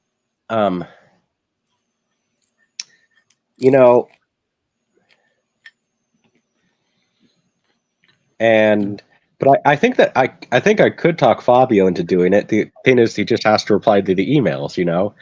And then he Mhm. kind of, when I mention in the chat, he kind of ignores it, you know. So Mm. but, I think because there's just a lot of people coming in this chat, right, coming in this and that. right. No, I'm not like offended by it, but it's just like I know he would make a killing off of merch Mhm. through the merch guy, and I'm trying to get this guy to, you know, trying to really get this guy to, you know, bring business to this guy because, you know, I don't really want the merch to fail, you know, so. Mm. That's understandable. So, because when I went with him, he was a fairly new company, so and I didn't have to put any money into my merch, so Mm. and I've only made $13.40 off of it, so and then so then Eric has made 0 off of his merch, which doesn't make any sense because you know he has more subscribers than me. Mm.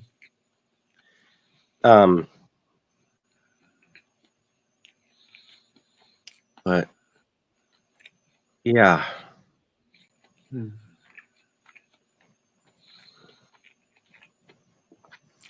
Yeah, I might give it a bit of a thought. Yeah, well, it might be. I mean, who knows? Maybe that could be a #1 seller. Pogome sucks shirts, right?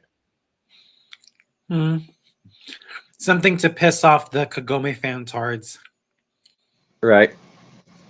Right. Mm-hmm.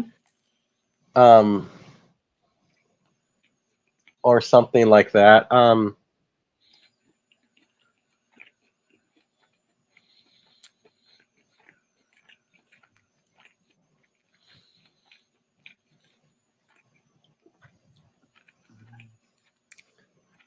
But Inuaya forever.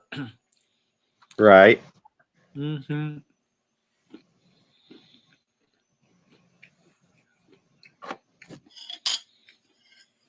That'd be fun. Yeah.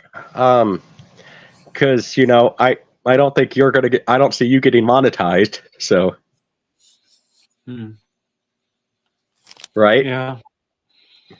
I mean, if I hit like 4,000 watch views,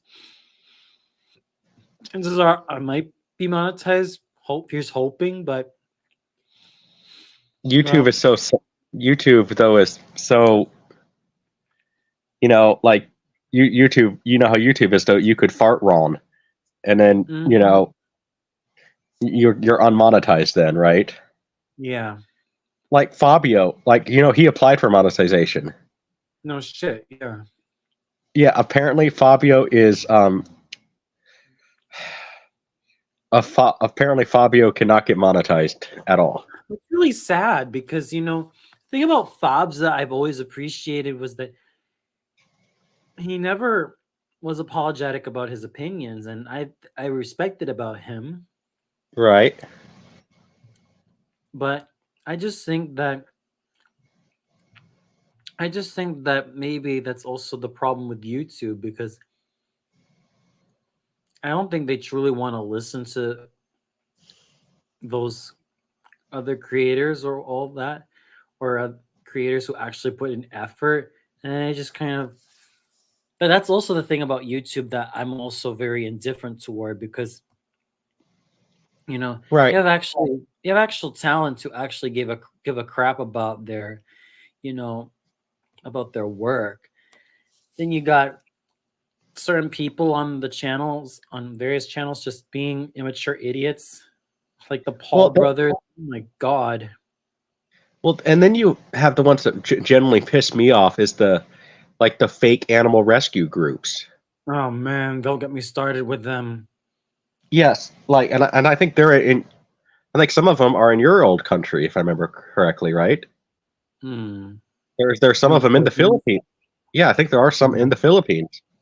Yeah, that's true. You know, and it's like you you guys generally piss me off because animals are awesome, True. and you are destroying the lives of these animals and putting them in danger just for clicks. Mm. Like those people, like I don't care what country you're in, you should be in behind bars. Mm. I'm also a little bit indifferent to these, oh, I rescued this little baby animal and I'm feeding it and seeing it grow. I'm like, I know this is supposed to make me feel comfortable and nice on the inside and all that, but I'm like, I kind of take it with a little bit of criticism because it feels kind of, I don't like to sound mean, a bit clickbaity. And I see this on Instagram, I see this on Facebook, and I'm like, it's touching and all, but you know, I don't like I don't like to be too over emotional about it. Right. Hmm. I mean, so yeah, I mean, and I don't know. I mean, I'm thinking of really trying to get back into reviews, honestly. Mm. But the problem is like I don't know how many real subscribers I have because I have set, here's the thing. I have 722 subscribers. Mm. I'm lucky if my views reach 100 views. Mm. You know, um, and I know Eric has been saying, "Oh, show public domain movies." Like, well, if I show public domain movies, I want to do something different because everybody and their mother does that. I'm at least Mhm. wanting to, And that's why I've been doing streams these days because I feel like it's also a nice way to keep growing my channel. right. No, there's so much I want to do, but I mean, I Mhm. would really just like to at least start making money off the merchandise because Mm. that's probably going to be my main source of income for the channel anyway. Mhm. And I've even tried to reach out to some YouTubers, say, hey, I'll help you guys out. I reached out to Big Jack Films, Cinemassacre, the angry video game nerd, Mhm. even Irate Gamer. Mhm. I've reached out to some of the bigger YouTubers saying, hey, if you ever want any extra help, I'm here. You Right. know. Exactly. And I think that's also about trying to make these connections. Mm-hmm. Mhm. But and so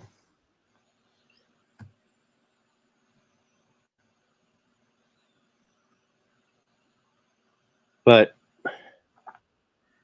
I don't know. I mean,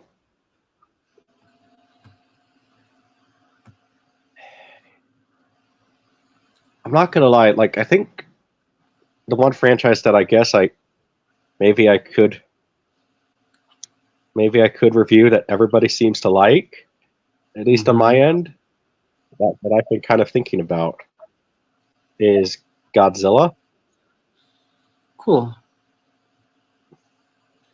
since it's kind of hard not to like Godzilla, right? Yeah, of course not. It's definitely hard not to like it because Godzilla really is something that has a long lasting legacy. Right. And I thought about reviewing everything Godzilla, so Mm, go for it, uh, man. yeah.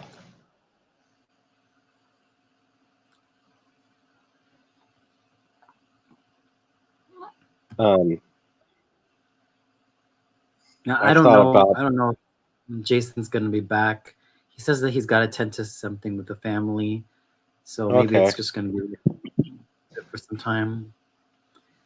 But yeah, Well, yeah. Going back to Godzilla, it is definitely. It would definitely be something you could endeavor to review. I mean, or even make a tribute of the Godzilla films that you really like. mm-hmm. Right. I think I might do that. Although I do have a request for my new boss too that I have to get to. She wants me. We geeked out about Ma and Pa Kettle. Oh, really? Yeah. So, and nobody's ever reviewed those on YouTube. Mm-hmm. You know, at least as far as I've seen. Although somebody should actually request Rambo Raft to review those because I would love to see him review those movies because I love Ma and Pa Kettle. Never heard of them.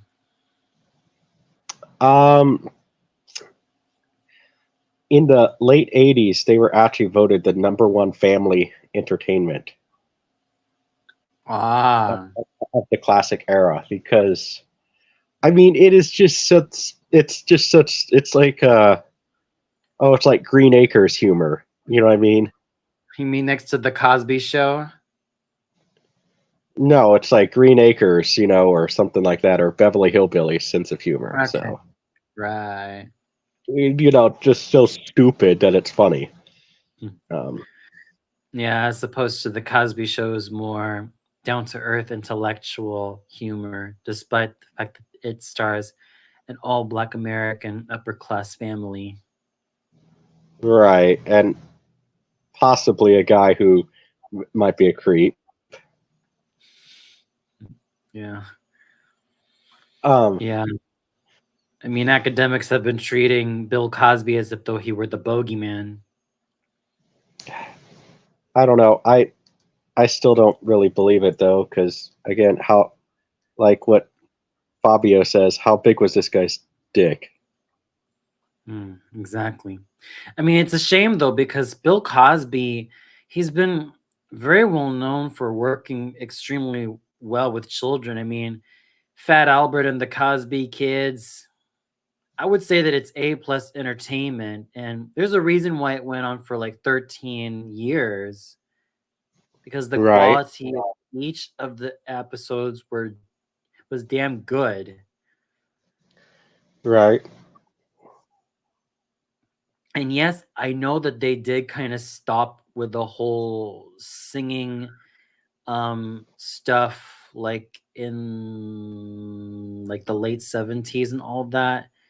But for me it's like, at least even without those song segments, there were still some excellent episodes of Fat Albert.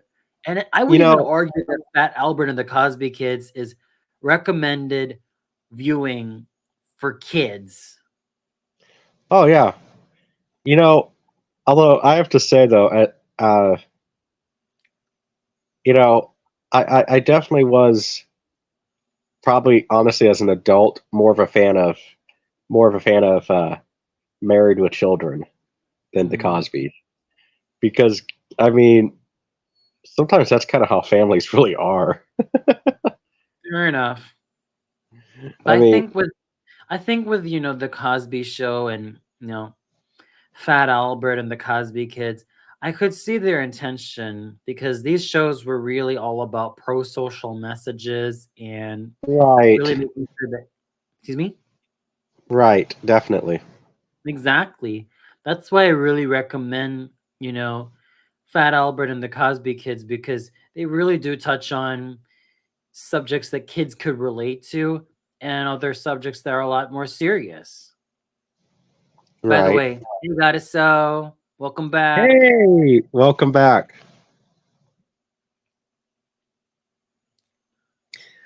But yeah, um,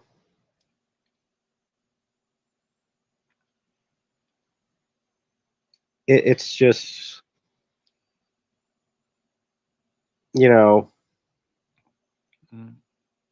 I've been thinking of thinking about a franchise that would get a lot of views, honestly, because um, and I thought Godzilla would be a good one. So Even have a question from Goddess. So, did you ever remember Boomerang? yeah, I used to like Boomerang. Mm. I remember watching the Flintstones on there and the Jetsons and all the classic Hanna-Barbera cartoons. And Oh, I think I remember they even showed a few Looney Tunes stuff on there too. Mm. Now Boomerang is just a dumping ground for Cartoon Network's old shows. But you know what show I really wish was on HBO Max Mm-hmm. that you cannot watch on HBO Max? Dexter's Lab. Mm-hmm. Like, what is so controversial about Dexter's Lab? Nothing.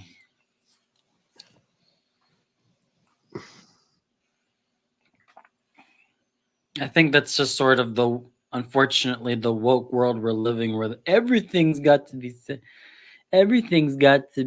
PC. It's like, come on. Yeah, I mean, I get it. It's not. I mean,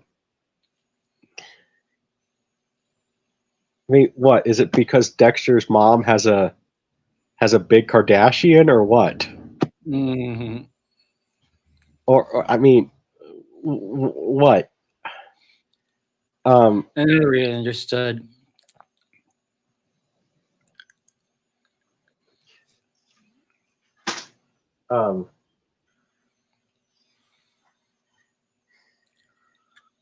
But I do enjoy Dexter's Lab. I do have some favorite episodes of that particular show. I really yeah. love Accent You Hate. Love that fishing episode with, Dexter's dad and Dexter himself. Right. Mm. Trying to go fishing. Yeah, that one was fun. Yeah, definitely. You know, I want to even. I wouldn't even. I was even saying that. I would. Sadly, this show will never be on HBO Max. Johnny Bravo. Uh-huh. Which I've been rewatching Ed, and Eddie on HBO Max, and man, I mean, like, man, that was probably one of Cartoon Network's best shows. Like, okay, you want to know the really funny thing? Even my overly religious grandmother, this was like stereotype God Christian lady. She loved Ed, and Eddie. Wow. So it was kind of funny because, you know who her favorite character was? Who? Ed. Wow. Because she said he is just so stupid. Oh yeah. Yeah, my favorite character was Double D. I think because I could relate to him and his whole obsession with wanting everything to be perfect, and he's very articulate, very intelligent, and tries to be the straight man. And yeah, he's kind of a lot like a Boy Scout, tries to be like a Boy Scout. Yeah, I do. I do remember the bumpers for Boomerang. Those were always fun. Yeah, before it became Cartoon Network's graveyard. Pretty much, yeah. Mm. Like, I did find a public domain project I could probably do for pretty cheap. Oh, really? Mm-hmm. Okay. Reign of the Superman from 1933. It's in the public domain. Not Superman, but the original concept for Superman. Where Superman, where it's not Clark Kent. You know what I'm talking about? You know what I'm talking about, right? Kind of. Basically, where 1930. So William Dunn is in the breadline. He gets randomly selected by Professor Ernest Smalley to for a nice warm meal and a brand new suit. Mm-hmm. And then he gets experimented on, can read people's minds, but then Professor Smalley then wants the power because basically William Dunn was a pawn, Mm-hmm. and he kills Professor Smalley, but he slowly loses his power, and he goes right back to the bread line. Ooh, interesting. So it was the original concept for Superman, because Superman in the original story was evil. I'm like, man, Oh. I could do that. Just doctor. I could do that. You realize how cheaply I could do that? Mm-hmm. And I'm like, man, I was kind of considering doing it. Mm-hmm. So,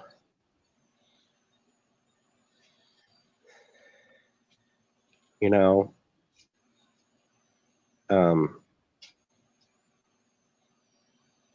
but Yeah, I mean that's the thing. That's another thing I want to also bring up because, with incarnations of like Superman and that's something that was rather surprising to me. I mean, also sometimes I'm not really a fan of how Hollywood tries to, you know, mainstream certain properties and make them a little bit more quote unquote palatable.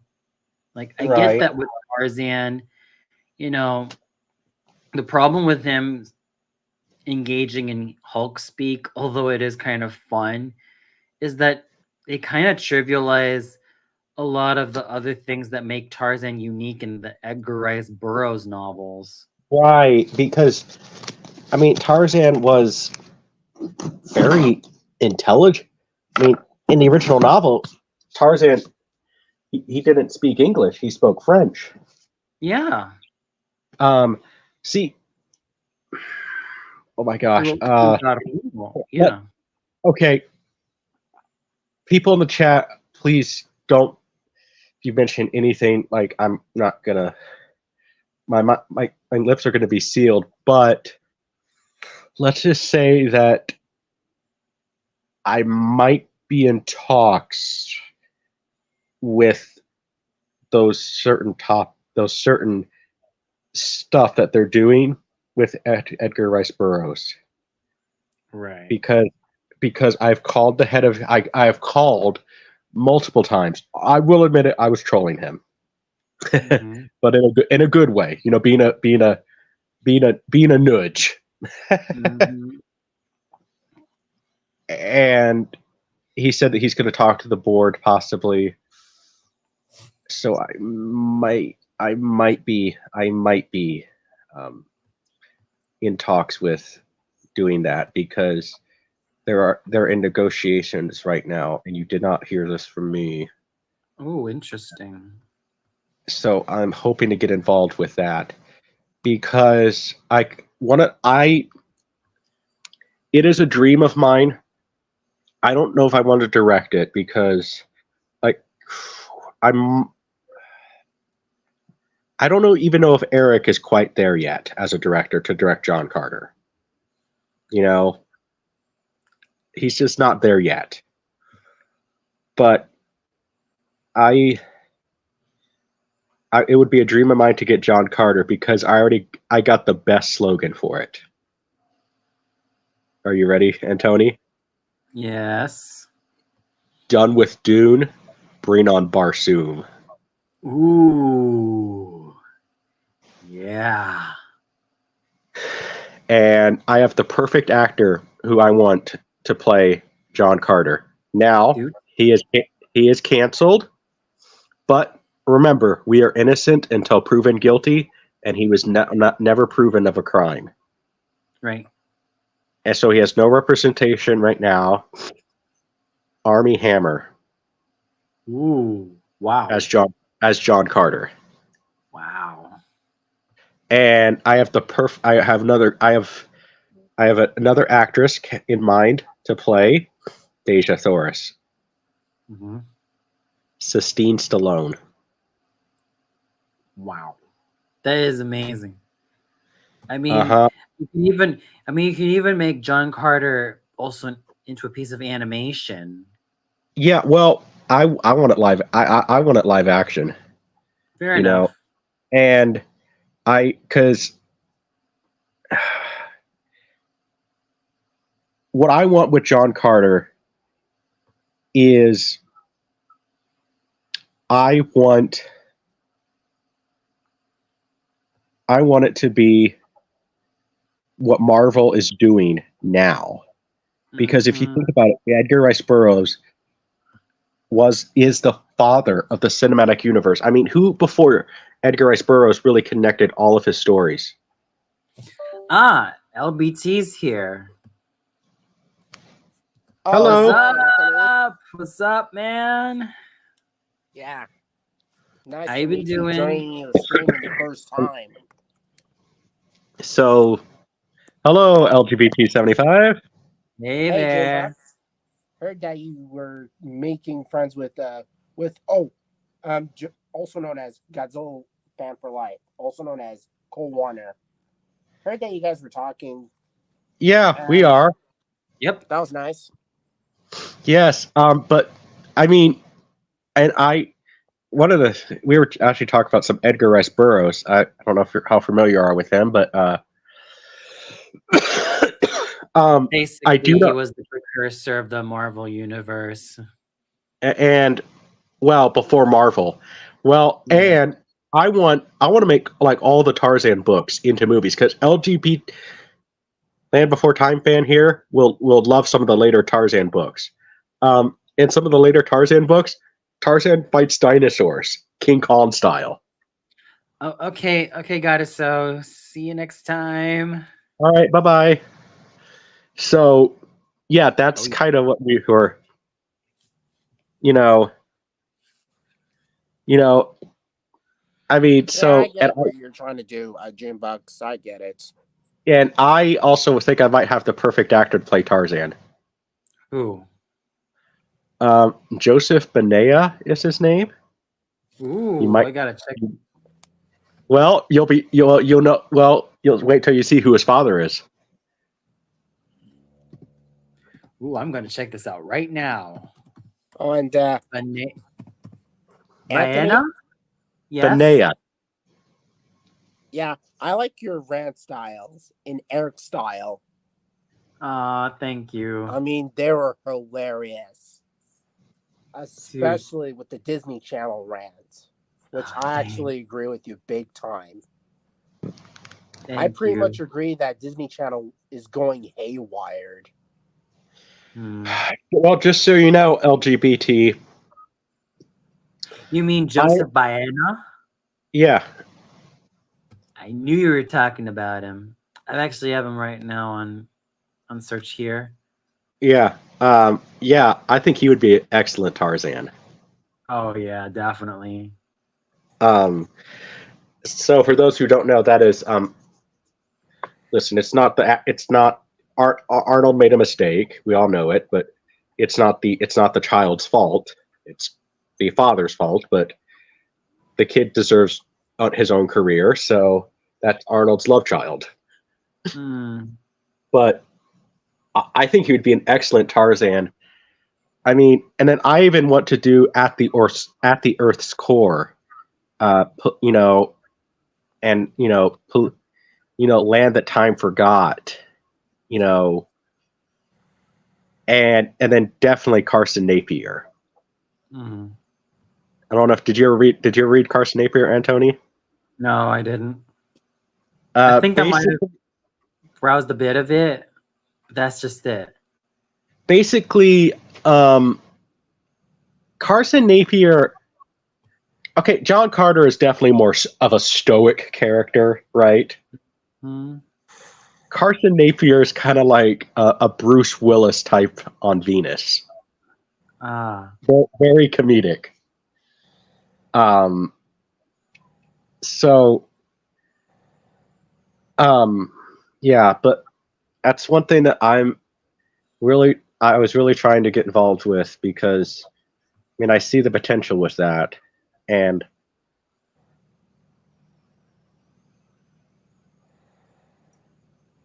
um, you know, Mhm. yeah.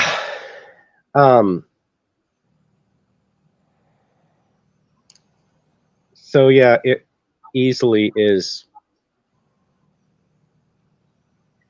but there's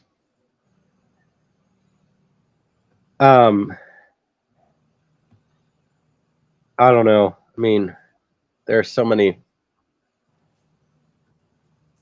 there's so many things, that, I want to do, but lack of funds but it just like that Winnie the Pooh movie, $15,000, Right. and it's like I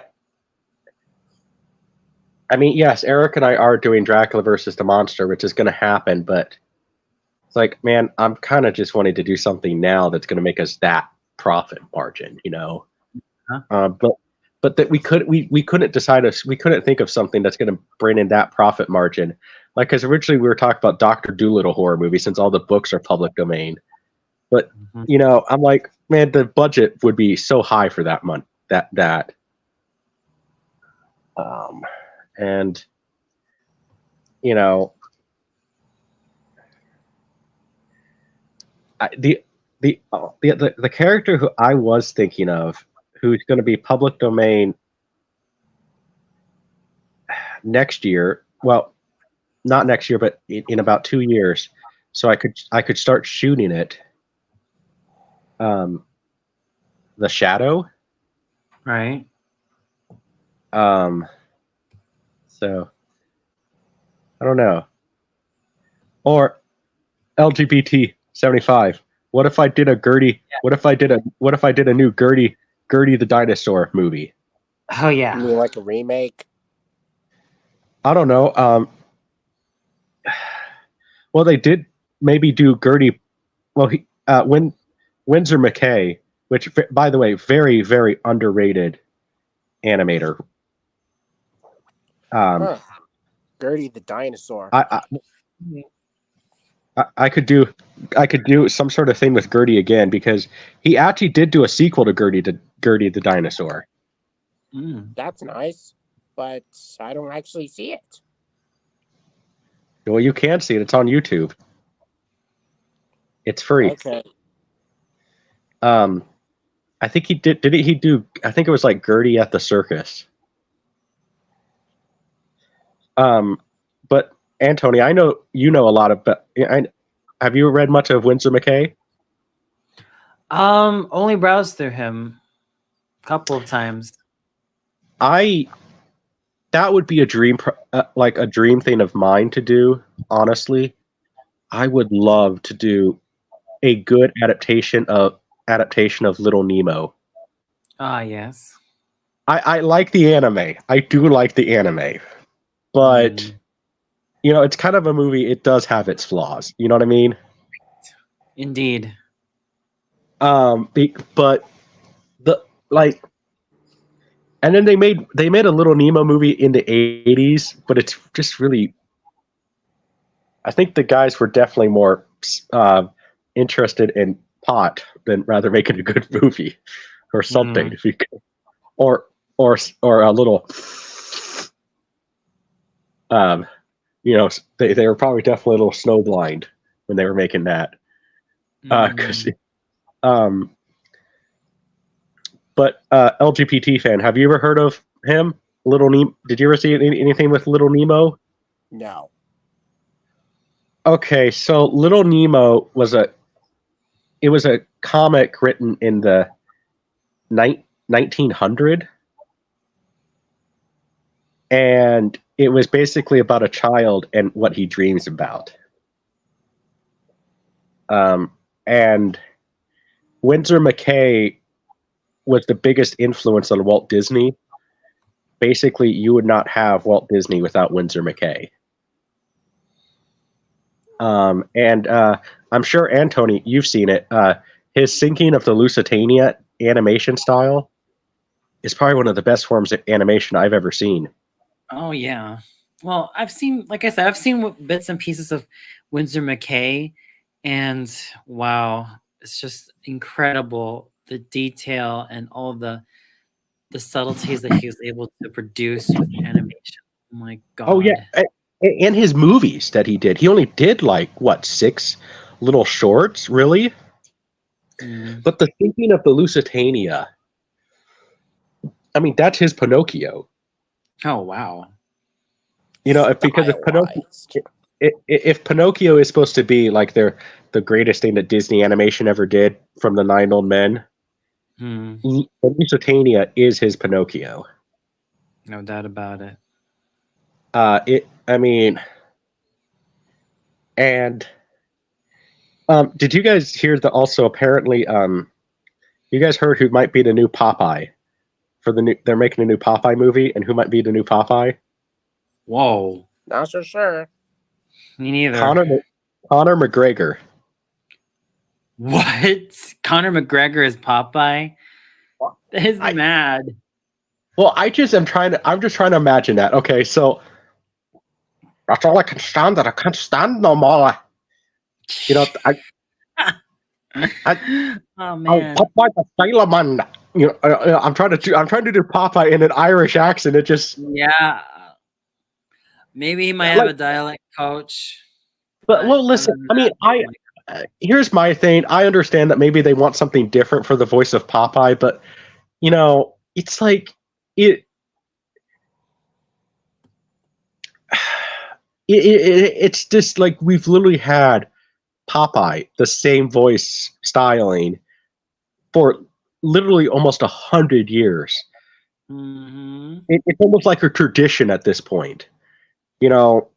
So it's like, why even break that? And plus, like, I just am having a. I mean, I could definitely see Conor McGregor as a drunk sailor, but I don't know about Popeye. Right. You know, I'm Popeye the Sailor Man. I need you because I eat me spinach. I'm Popeye the Sailor Man. Oh my god. I'm just trying. I gotta Yeah, get you. honestly, I don't know. I mean, Conor McGregor is Popeye.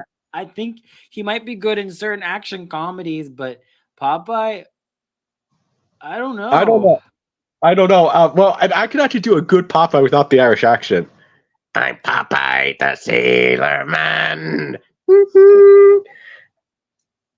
The only thing about that is that I can't stand no more. I can't. That's all I can stand. I can't stand no more.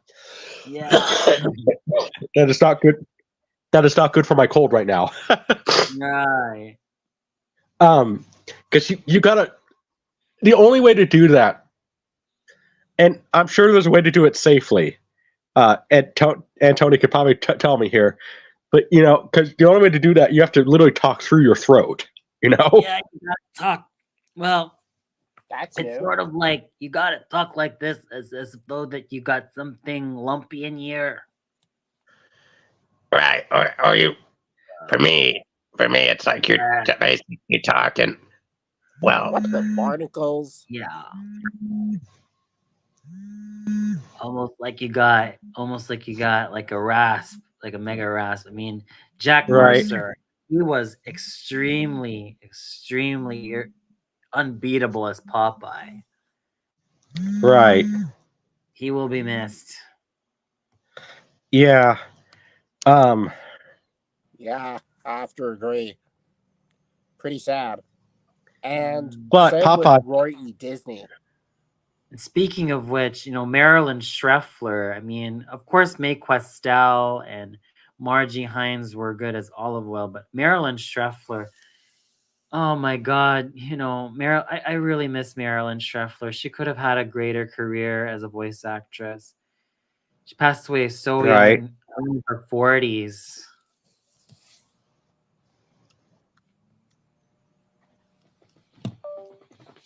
Yeah. Yeah, Marilyn Schreffler.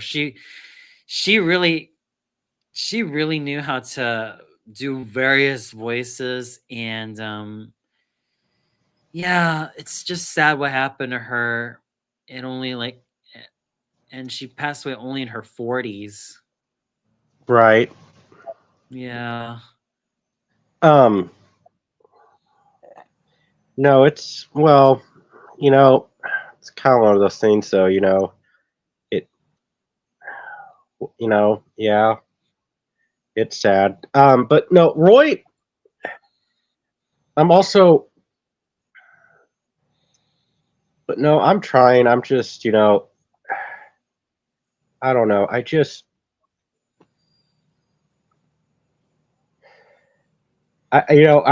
There, it's kind of, I'm not gonna lie. The quote from John Kennedy really kind of sticks with me now a little bit. You choose to Mhm. do things not because they are easy, but because they are hard. Yeah. But They challenge you. but sometimes there is sometimes in life where I guess I wish I could just hit the easy button, right? Yeah, that's true. That's true. Because I felt that way too. um, I would love to the animation stuff. Like I think you're just good at drawing. I don't know if you could do the whole movement thing, right, Mm, Antony? Right? yeah, that's true. I could basically draw, but my gosh, movements. Oh my, it's a very, Well, it's a very. one of Oh the things I actually had an idea for my. Uh when if I was chairman of Disney. huh. Um, Buying land in Germany and building Disney, basically making Disney, whatever, like I don't know, Disney Berlin. Mm, Because think about it, then it's like, I mean, Paris makes sense, but a lot of the stories came from Germany and French, but there's not a yeah. Disney park. There's not a Disney park in Germany. Why? Mm, Why? well, because not yeah, because there were only two pieces of work that were from Germany. Snow White and Rapunzel. But there's a lot of the but the Grimm brothers too. Yeah, definitely. Those are I the mean, to only me, two from the Grimm brothers that were adopted. Well, if you count that Silly Symphony's adaptation of Hansel and Gretel, Babes in the Woods. right? But the Grimm brothers were German, so Yeah, to me, exactly. it makes sense that like let's get a Disney theme park for in Germany, and then like you could adapt more Grimm brothers fairy tales, like um. I mean, Bluebeard. I mean, I definitely want to see, or even you know some of the others that like. I was watching Jim Henson's The Storyteller, Mm-hmm. I love and that. like even the spinoff they made, Greek mythology, was pretty good. Oh, yes. Um, I think they should do. See, I think they should do some of those stories into animation format. Cool. You know, and but because I'm sure there's land out there in Berlin because I would say a Disney park needs at least. We need at least 100 acres for a Disney park, and I'm sure there's land out there in Germany that's 100 acres, right? Right. Mm-hmm. And plus, I am sure that Germany. Here's my thing. I mean, I'm sure that Germany would actually love that right now, right? That hey, Disney is coming to them. Like I don't see a Euro Disney, incident, right? Mm. I guess the only thing about Germany that Disney would have to embrace a little bit is Germany and their beer and the beer culture, right? Pretty much. So it's like I think that what I would probably do. Okay, listen, we understand it's Germany, basically drunk, basically, but Mm. try to control yourself a little bit because we Yeah. don't exactly want to hear that there was a drunken brawl at a Disney park. But no, I mean, I'm just surprised. Like,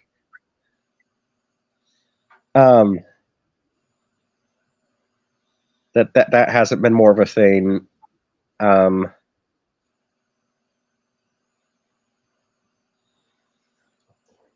So, you know,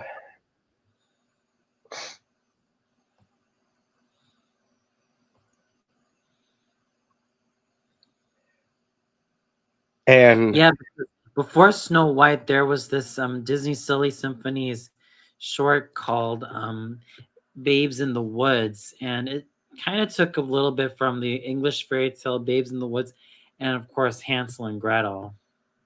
right. I even want to That's see. cool. Well, I even want to see.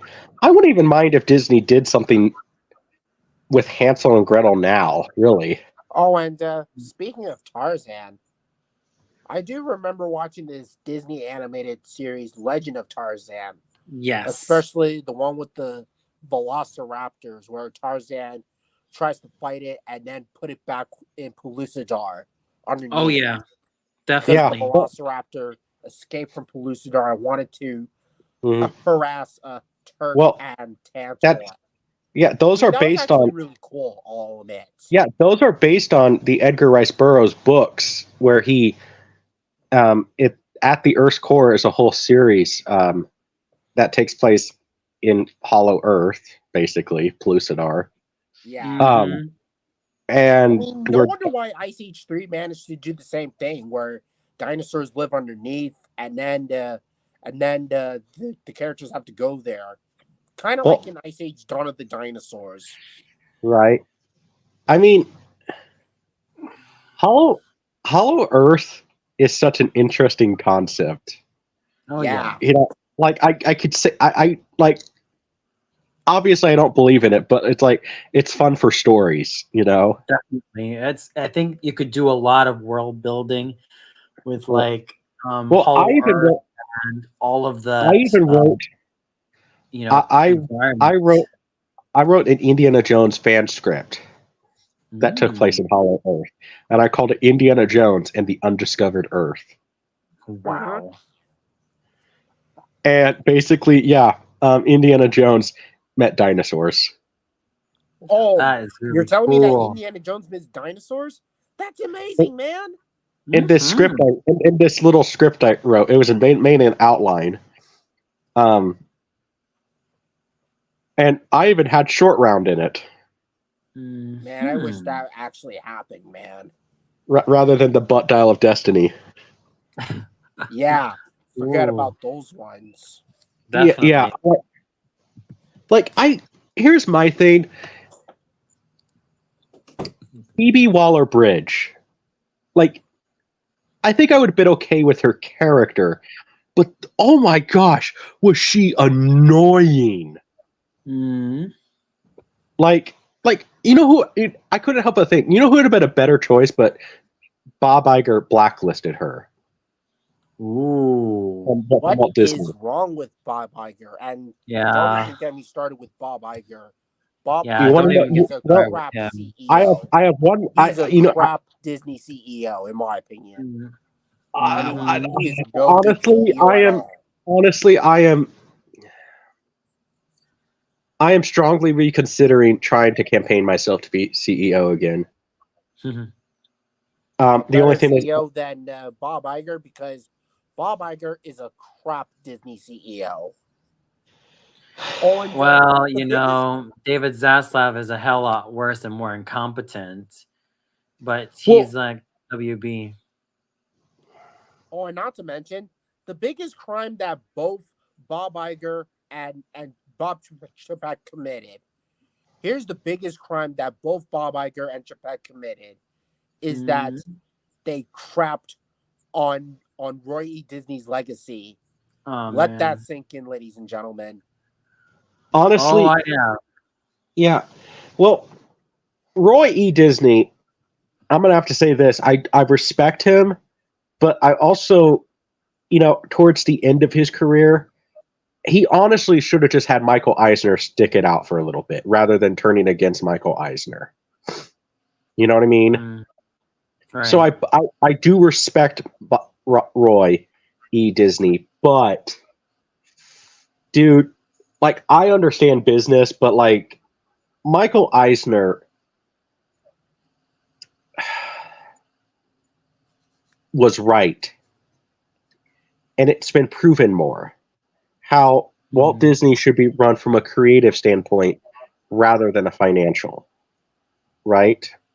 Pretty Exactly. much. I mean, whilst the financial aspect is extremely important and could remain and should remain like the alpha and omega, the creativity really should remain just as important. Well, And I'm going to be more honest, but I can't do it by myself, if I'm going to start campaigning myself, because I would need people to make response videos and everything else, make it go viral and everything. You know what I mean?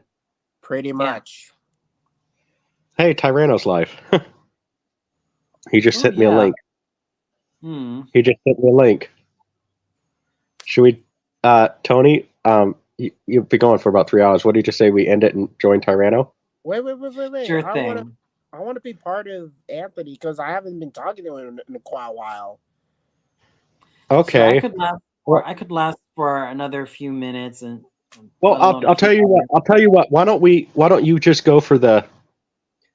I'll just join since I've been joining. You can talk to him for a while, and you're almost about to go to 3 hours. So 75, is that okay? Maybe just that you guys can go for the 3 hour mark, and then we can join. Then you can join. No problem. Is that cool? 75. Just the 10-minute mark. I just got there just now. Okay, cool. So I'll just join him. So All right. See you then. see ya. Bye, Jim Buck. See ya. Oh, and All right. So it's been a while, hasn't it? yeah, it's been a really long time, Anthony. Definitely. And like I said, I like your things that piss you off videos, those long rant styles. I mean, they're actually really cool.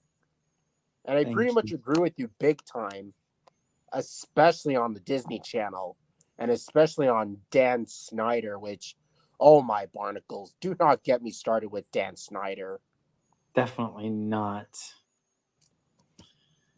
Yeah, and his so-called apology video, yes, he might have taken some accountability, but come on.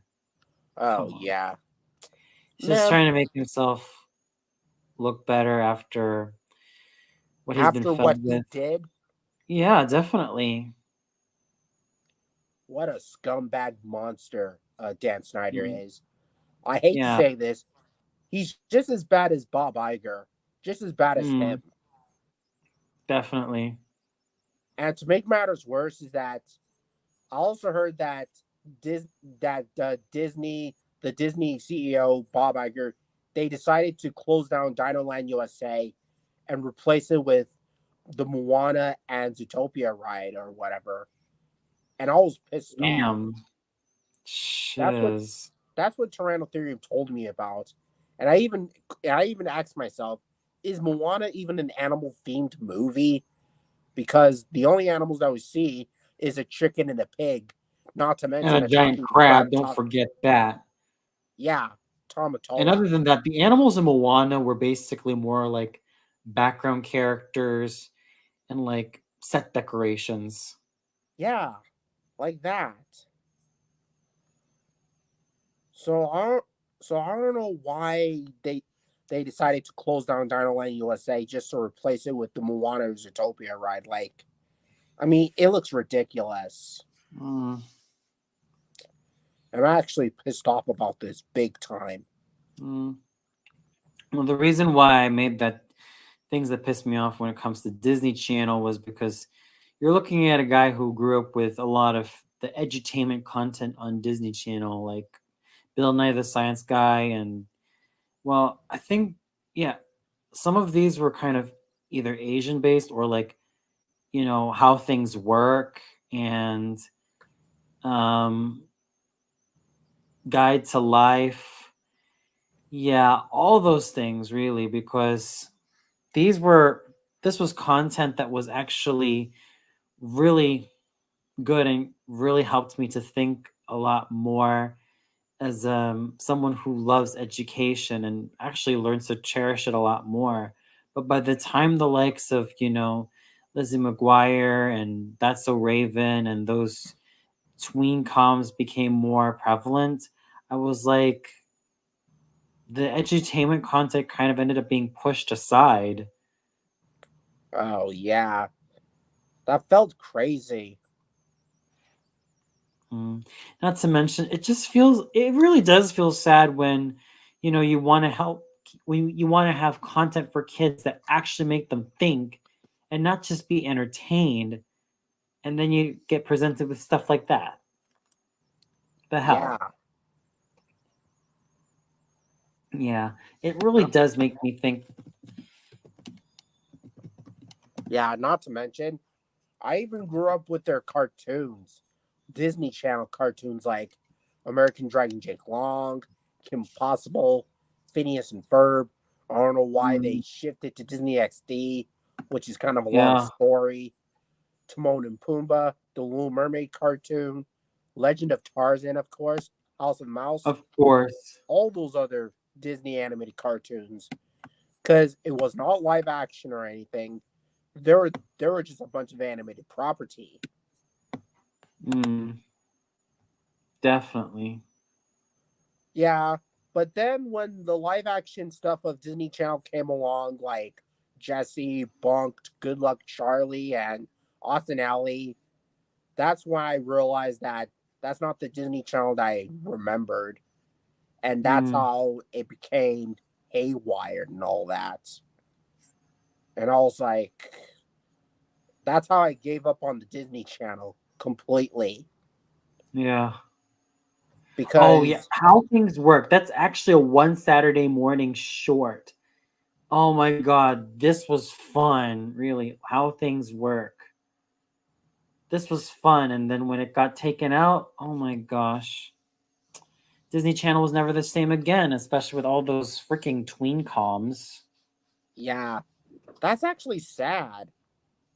I mean, say what you will about That's So Raven. It's not like I completely shade the show, but sometimes when you look at it a little bit more critically, you kind of realize that the characters of Raven and even Chelsea, they can get pretty annoying and grating. Yeah. Mm. And yeah, Phil not of to the mention, Future has some moments, but I guess there were just certain characters from the live action Disney Channel shows that became so freaking grating. yeah, Yeah, Buzz on Maggie was kind of fun, but looking back at it, it was like I did have a love-hate relationship with the show. yeah, I have to agree. And that's a Raven. It's not that bad. Yeah, of course not, but I don't like how certain viewers just tend to think that, you know, she's worthy of any sort of emulation. She's not really that emulation worthy, at least in my opinion. Yeah, I Mm. have to agree with you on that. Same goes for a lot of the characters on Full of the Future. Oh yeah, agree with you on that big time. Excuse me? Yeah, Full of the Future, I get that it's kind of a fun show from time to time, but for me, it was like, I don't know. American Dragon Jake Long, in its first season, it had great art, but then it went through a dip in the second season. I'm like, what the fudge, man? What the fudge? I love the American Dragon Jake Long, but I can Yeah, I understand where enjoy people it are coming too. Same from. thing with Kim Possible. My take on Kim Possible is that she was the queen of cool. Yeah, just like that. Here's also Me, another take. I think that Kim Possible and Penny Proud could actually be crossover friends. And let's face it, a lot of penny proud so-called friends are freaking toxic. Unbelievable. Yeah. Yeah, Dijonay, a self-proclaimed best friend. I mean, there are occasions where Dijonay throws Penny under the bus. And La Cienega, what a bitch. Let's face it. Unbelievable. Yeah, La Cienega was a freaking bitch. And Zoe, a sheep, a follower. Oh, man, that is. I have nothing else to say, but I'm speechless. Yeah. Completely Unfortunately. speechless. Definitely. But,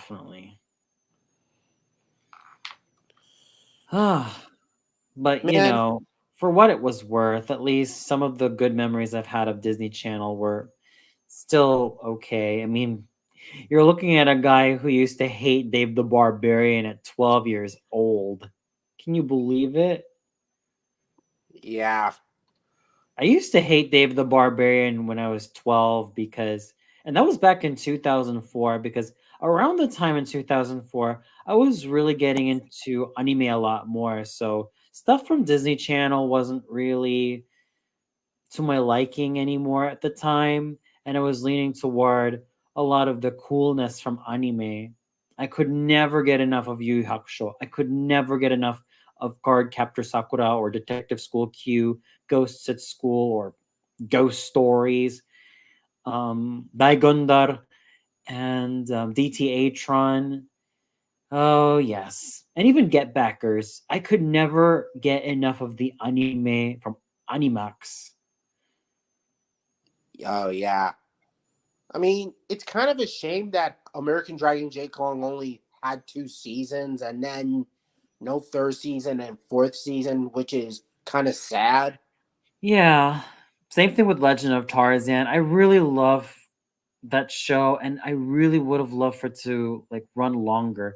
Yeah. Heck, I love Tarzan's brotherhood with Basuli. It's even gotten to the point where I developed an AU headcanon where Tarzan is adopted by the Waziri tribe and he becomes Chief Kiwazi's younger son and Basuli's younger brother. Oh, and not to mention, one thing that I have to point out is that aside from the Disney Channel stuff, like, yeah, what if all the classic Disney shows are on Disney Plus? Then how come House of Mouse and The Legend of Tarzan were never on Disney Plus? Yeah, that's kind of weird, really. Or why didn't they even have a freaking DVD release? Yeah, which is It's kind just, of it's just weird. ridiculous. Yeah.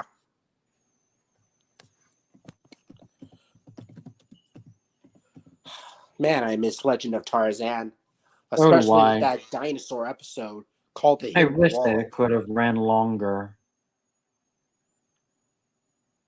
I really wish that Legend of Tarzan had run longer because it was so freaking good. I especially love the Waziri and Opar episodes. Well, the Waziri ones, as I said, I've actually made an AU headcanon. And here's something pretty fun that I would love to let you in on. What?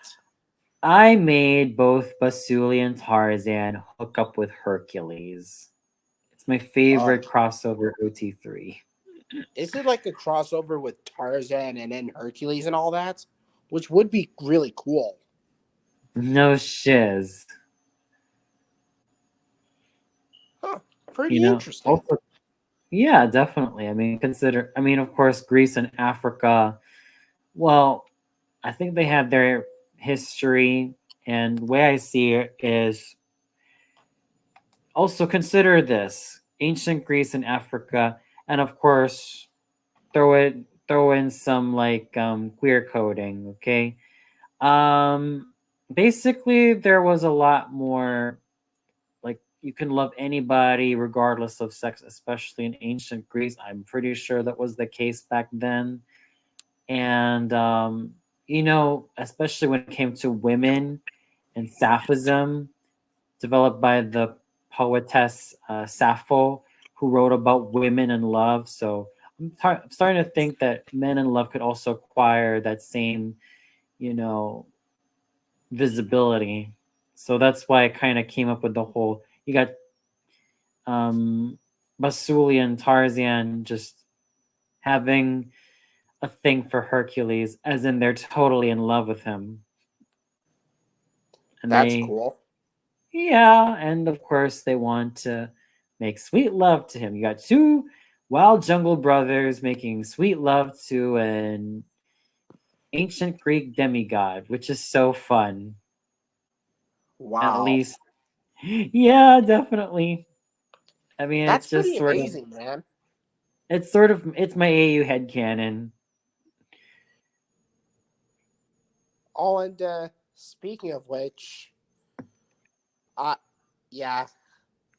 Oh, wouldn't that be cool if Jungle Book and Tarzan actually meet up with each other? Like, they're both raised by animals in jungles, Hmm. and then they have to survive a world full of dangers, survive through predators and all that. Actually, I had an idea. I've made this is where you have to hear me out on my AU headcanon because in my DeviantArt, I basically let George of the Jungle, Basuli, Tarzan, and Mowgli, as in George of the Jungle from the original George of the Jungle cartoon, and Mowgli from the Russian Jungle Book movie or Russian Adventures of Mowgli movie, be a quartet of Jungle Brothers. Yeah, Jungle Muscle Impressive. Brothers. Yep.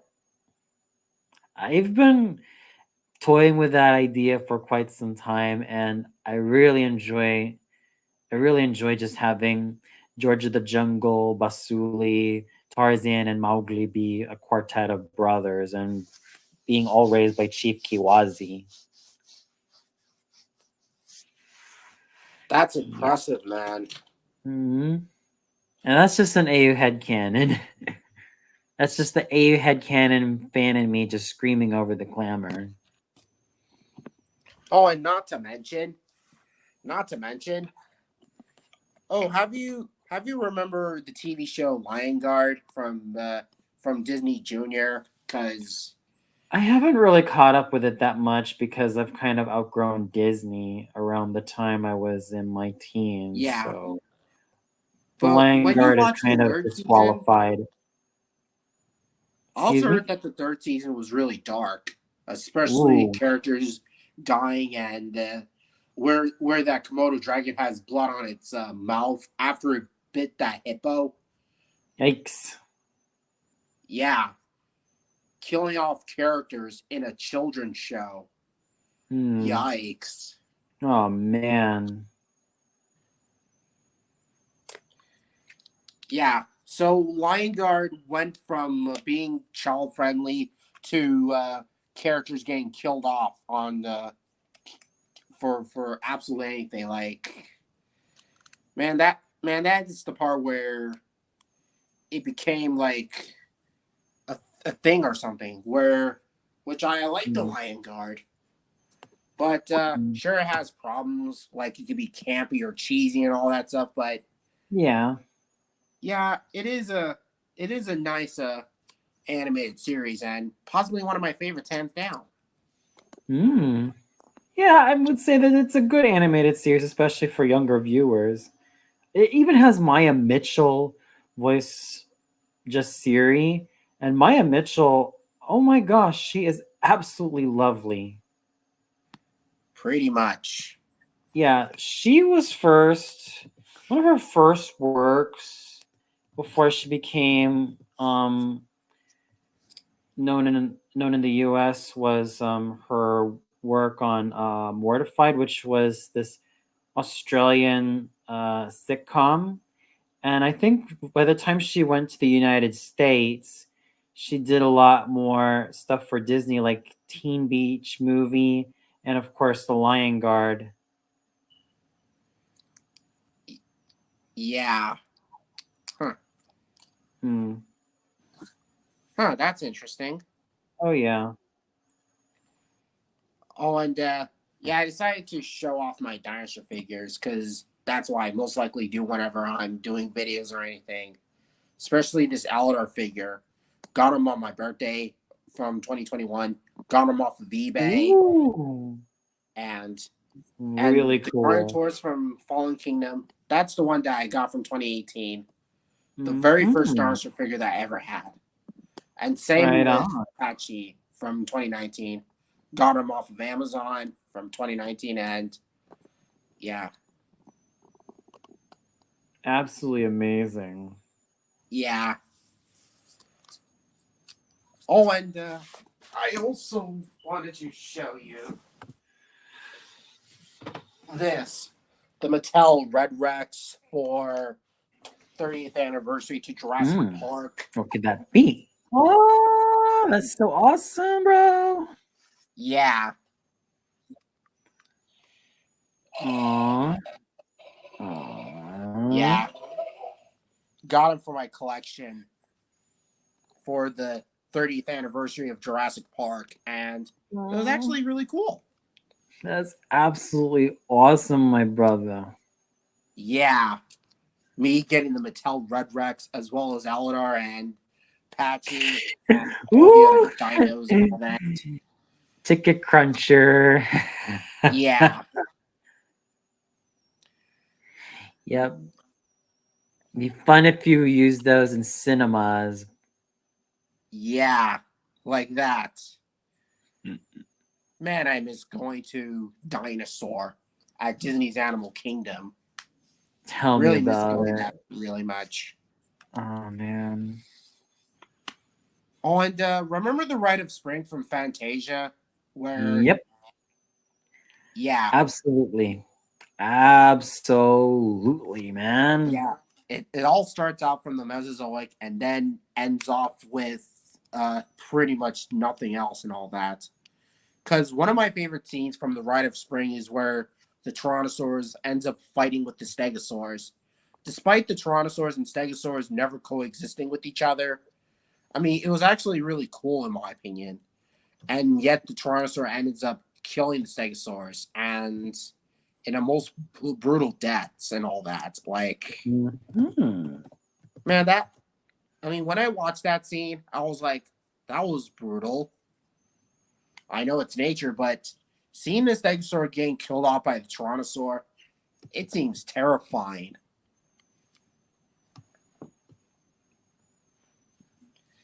And not Wow. to mention, out of all the segments from Fantasia, the Rite of Spring is probably the longest one. Like,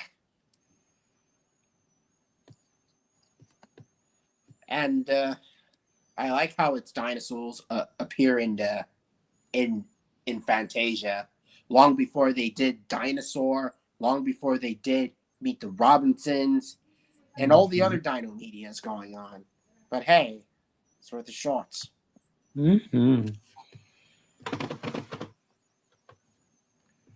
Oh, and not to mention, I also got Rex from Toy Story for my Ooh. collection. Want me to show him because Mhm. I know you've seen him in Eric's live stream and Okay.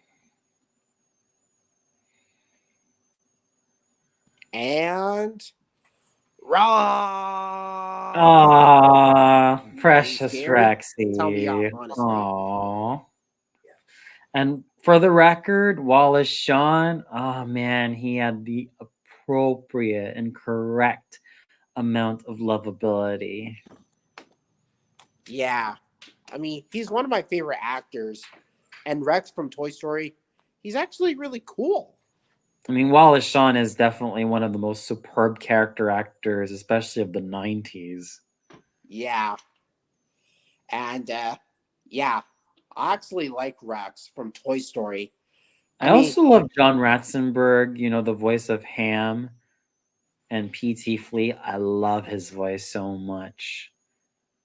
There's this sort of charisma that makes me appreciate him so much. And that swagger, like, that cannot be equaled. impressive. Oh yeah. Yeah. But Wallace Shawn as Rex, oh my gosh. His own brand of lovability.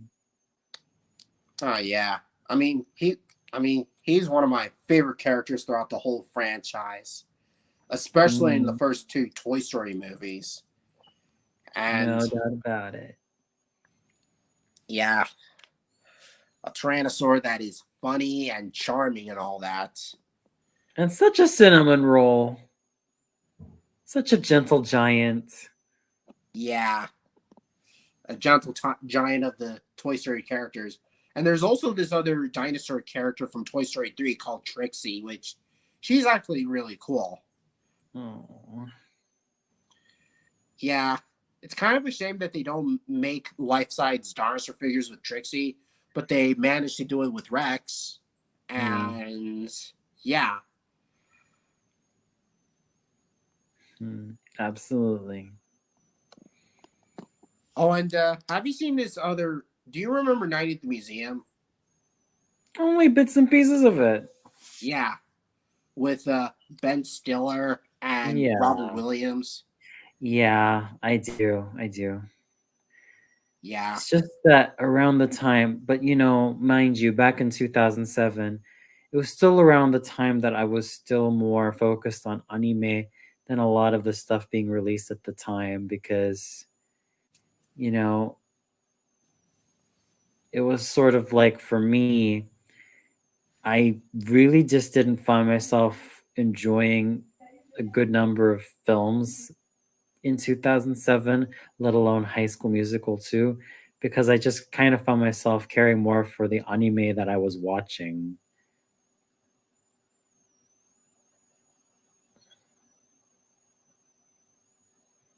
Oh yeah, High School Musical. Yeah. Well, looking back at I mean, I know that I had a love-hate relationship with it. It's like there was a time I liked it when it first came out, and I was like, why can't you just leave me alone? Fuck you. And then High School Musical 2 came around, I was like, fuck you. Just leave me in peace with Mozart or Wagner or Strauss or Puccini or Verdi or Bizet or Alevi or Meyerbeer, and just leave your bubblegum pop crap musical bullshit out of here. That's the same attitude I felt about High School Musical 3 and even Big Time Rush, Jonas Brothers, and Hannah Oh Montana. yeah, those are really cool. And for some weird reason, High School Musical managed to have a series on Disney Plus called High School Musical: The Musical the Series. Like, Why did it need that? Just yeah, why? like You could have just nobody had asked Glee, for and a High all of School this could have. Musical series. Honestly, when I look back at Glee, it makes High School Musical seem so amateurish, and then comparing High School Musical to Glee makes me feel like I'm comparing something from a jukebox in High School Musical's case to a grand opera in Glee's case. Man, I don't believe this. What? Huh? High School Musical the series. Like, whoever asked for this? I do not know. It's like who even he even wanted it to begin with. High School Musical was already like dead since the late 2000s. And yet they managed to resurrect it, but only with the series. And when I Yeah, watched the series honestly. on Disney Plus, I was like, I am not enjoying myself with this. And Yeah. Actually, if there is some vindication from High School Musical, is that at least Zac Efron, Lucas Grabeel, Ashley Tisdale, and Vanessa Ann Hudgens managed to get roles on Robot Chicken.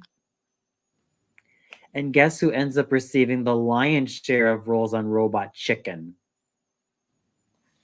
that's Zac Efron. holy mother Megazon. Yeah, he was on Robot Chicken. Holy mother Megazon. I did not even notice about that. On Adult Swim. Oh, yeah. Robot Chicken. Huh. I Yeah. actually like Robot Chicken. Brenda's especially song when was they do a also lot on of Robot marries and all that. Chicken. Brenda's song was also on Robot Chicken. Yeah. Huh. Robot Actually, Chicken. I really think that Zac Efron deserves to remain on Robot Chicken because for me, it's sort of like the former Disney stars of the 2000s just finding something to do that is so irreverent and so against their so-called squeaky clean image. And then you got something like Robot Chicken. That's sort of vindication in of itself. That's cool. Yep. And sorry about the background noise going on in my area because, yeah. And not to mention, what else is there? Not to mention, yeah. I mean, Robot Chicken was really nostalgic, especially with the scenes with the dinos in it, like the Jurassic Park ones. And one of my favorite parts is with the Velociraptor scenes, where this guy was like, first Velociraptor, second Velociraptor, third Velociraptor. And it was like, third Velociraptor, like that. Wow. I even made Interesting. a parody of that in my in my older videos back in the day. Yeah, thank God that Zac Efron is doing a lot more challenging stuff, from irreverent comedies to like dramas, but I think he's better in irreverent comedies. Yeah. And not And to Robot mention, Chicken really does, and Robot Chicken really does demonstrate how well he can do irreverent comedy. yeah. I mean, the more I watch Robot Chicken, I even realize I think I enjoyed it more than that Mad TV series from Cartoon Network. Like, Right. And on top of that, I think Zac Efron has also proven himself to be a more ambitious actor when he got himself on the Iron Claw. holy mother Megazon. Yeah. It's the 2023 film by Sean Durkin. Man, that's actually kind of cool. Yep. Apparently, from what I heard about this film, it's released by A24. Oh, that's unique. Yeah. I mean, that was really impressive. Mm. Oh, and not to mention, yeah, about what I just said. Yeah, I like your rant on Jungle Book 2 by saying that Jungle Book 2 would have been better if Mowgli was a full-size adult and then fought Shere Khan one more time and then manages to do something a lot harm to Shere Khan and all that. Which Exactly. I that think would have been really cool. I think you really have the Russian movie to thank, Yeah. Not to mention the 2018 live action movie by Andy Serkis, known as Mowgli. Never Andy really Serkis. touched it. Yeah. And for good reason. I'm not the target audience anymore. Yeah. I mean, Jungle Book 2. I'm not gonna. I feel like doing a video on Jungle Book 2, but maybe some other time. And I thank actually goodness I feel put like it the on. problem with Jungle Book 2 is that it relied way too much on nostalgia and it made terrible and let alone poor use of its voice cast. I mean, come on, you got Haley Joel Osment, Mae Whitman, John Goodman, Bob Yeah, Jules, Tony Tony J. J. Oh my God. And you give them a lot of these lines that were regurgitated from Bruce Reitherman and like Yeah. Phil Harris and George Sanders. Why? Yeah. And I feel terrible for Phil Collins. He's actually one of my favorite singers. And to have him as Yeah. Lucky, And yet he they What the f- managed to shoehorn Phil Collins to do a voice rather than doing music. Like, I mean, it would have been cool if Jungle Book 2 had the songs from Phil Collins. Like, yeah, I know it sounds crazy, but it may not be as good as Tarzan or Brother Bear, but Yeah, Phil Phil Collins would have Bloody had some Collins. songs along with Phil it. Bloody Collins. What was he doing? It feels like it was just nothing more than wasted potential for him to voice that freaking extra vulture. I think because they tried to have him be like the funny man, and I know that there's something about the British, about their brand of humor that makes them cool. And I know that with Phil Collins, that's what they were trying to do with him. But it's like, what the man? What the what the Yeah, fuck, really? What in the absolute fuck? yeah. I mean, this is fucked up, big I time, know. That's why completely fucked up. I do not regret ranting on Jungle Book 2 because believe it or not, I used to kind of like it when I was between 11 or 12. I also liked Shanti. I mean, she was cool, but my God, you could have made this a coming of age story for Mowgli. Like he Yeah, could have been grown up a lot more.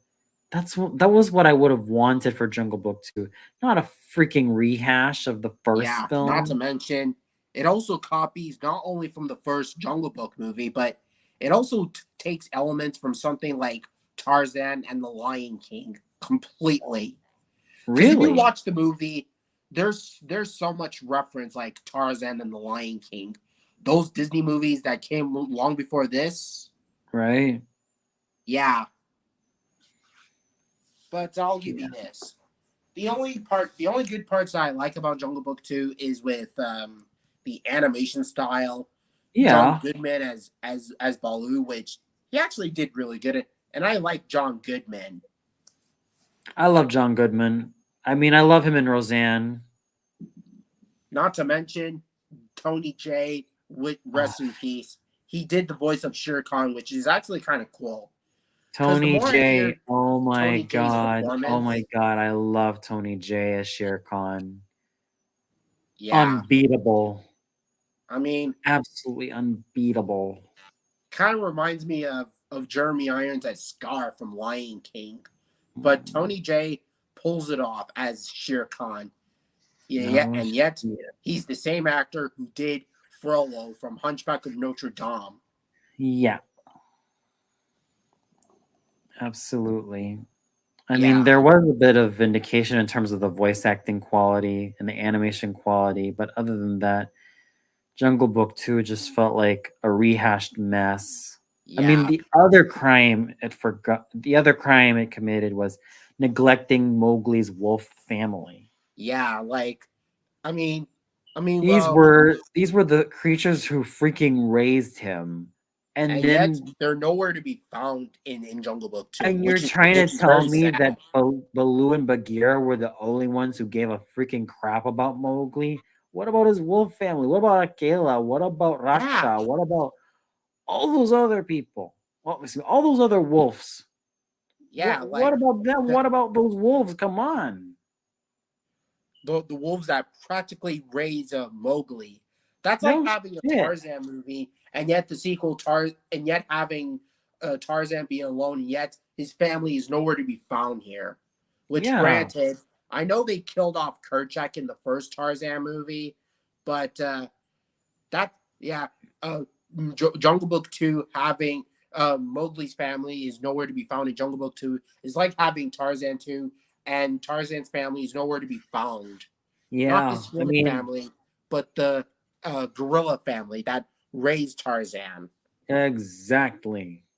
Yeah, and don't forget, if you know Secret of Nim and Secret of Nim 2, oh my gosh. I mean, Brandon, the hardcore kid, he made his review of Secret of Nim 2, and he said that the biggest crime that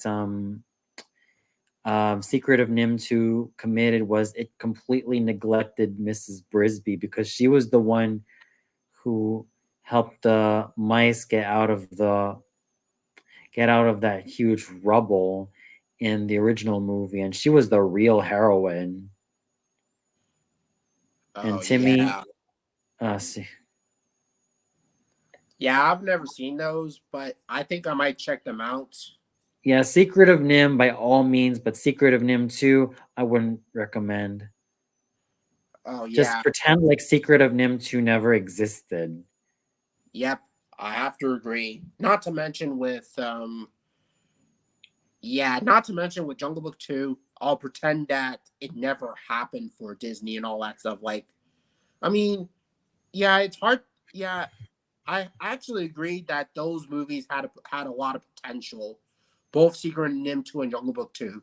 They could have Mm, had great amount of potential. Like, and for some weird reason, they turned out to be a big squandered mess all exactly. over. Mm-hmm, mm-hmm, mm-hmm. Mm.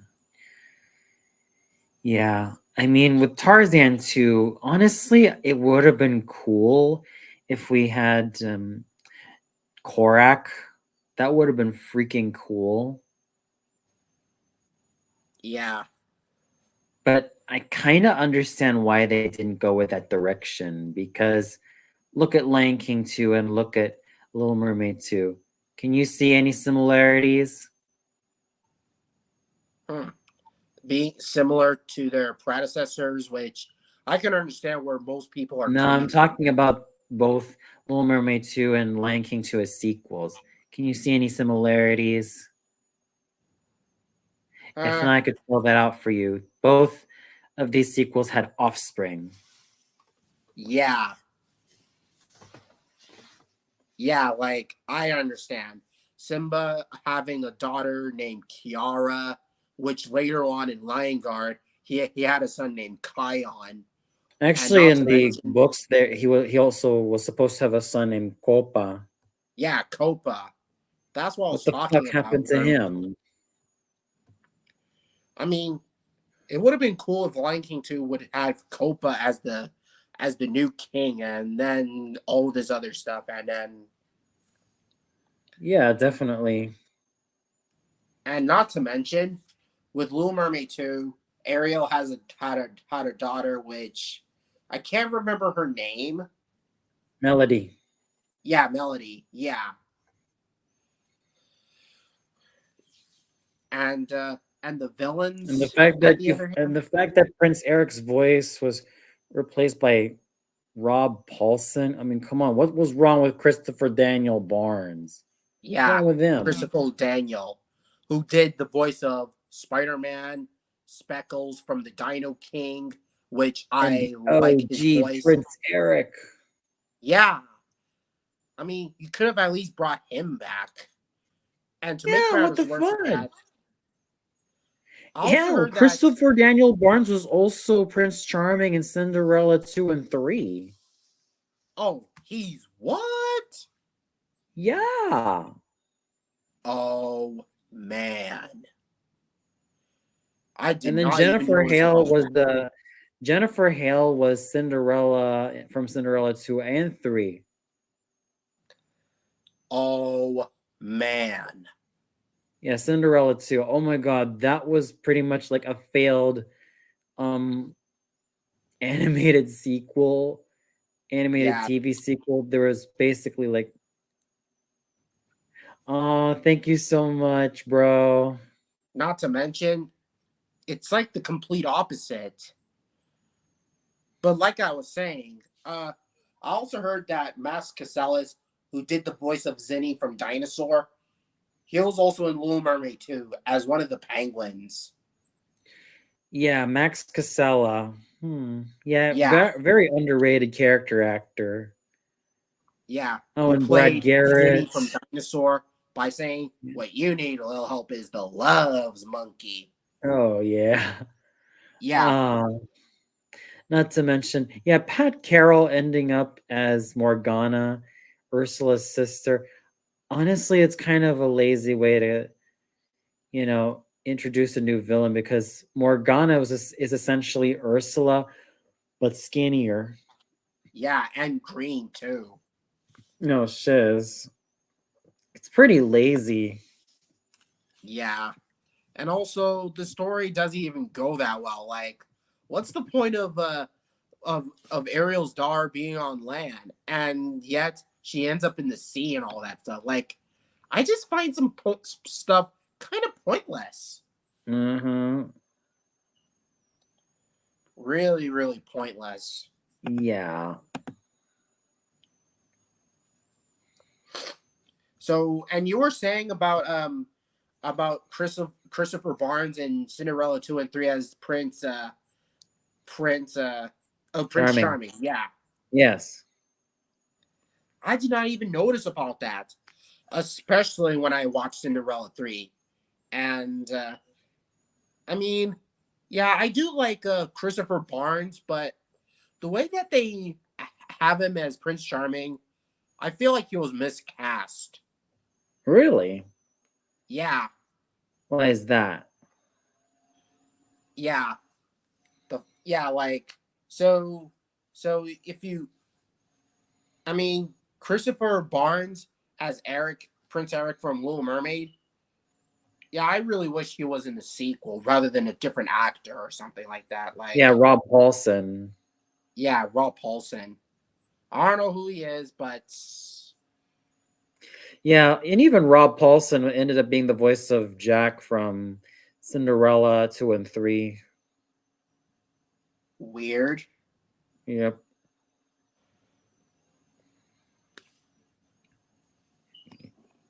I mean, Christopher Barnes.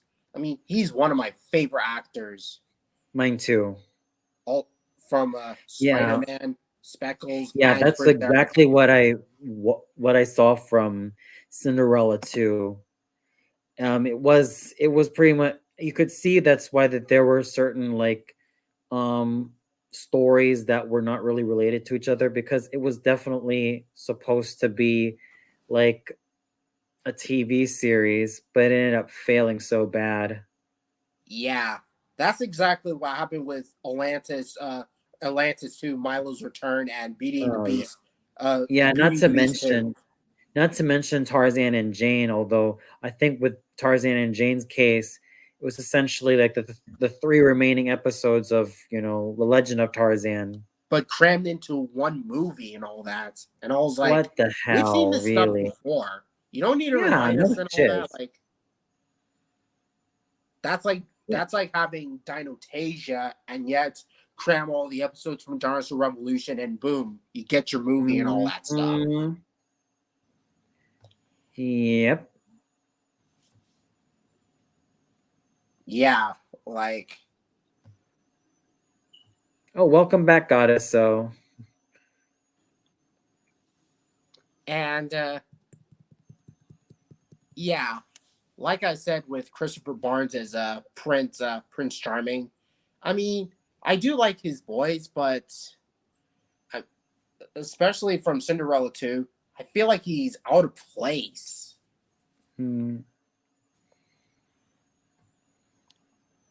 Oh, and not to mention with Lion King 2, Simba's Pride, which I actually liked it, but not as good as the first Lion King movie, but I can understand what they're going for. right. And thank goodness I even got the DVDs of the Disney Lion King stuff. Oh, and not to mention, yeah, about Brother Bear. Yeah, one of the characters, Sika, who's played by D.B. Sweeney, who also did the voice of Aladar from Dinosaur. Oh, yeah. Yeah. I mean, I actually like the voice of Sika, who is Aladar from Dinosaur, which... Yeah, So it definitely. seems I like mean, it D.B. was kind of Sweeney- cool. Huh?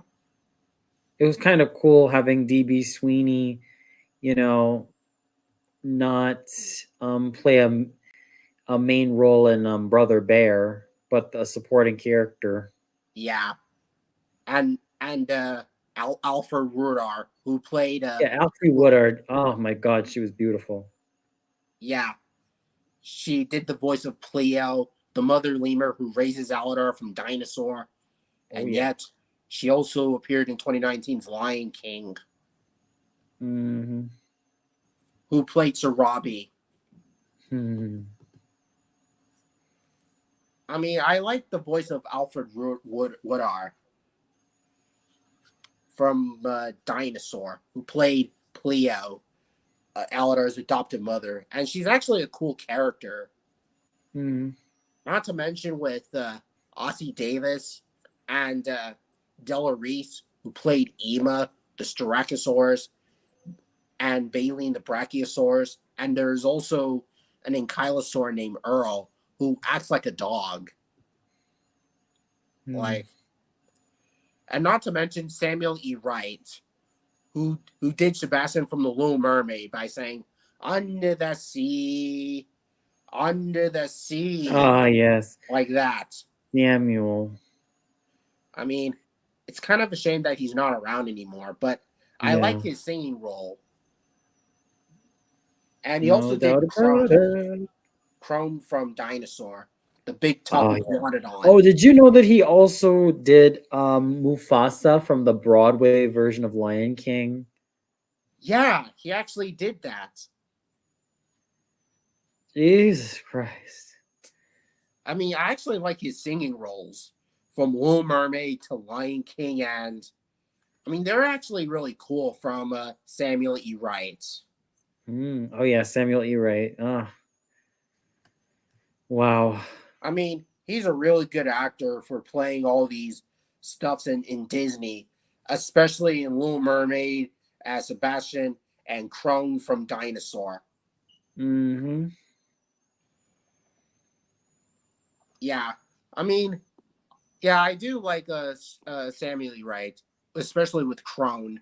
Not as good as Sebastian, but Crone.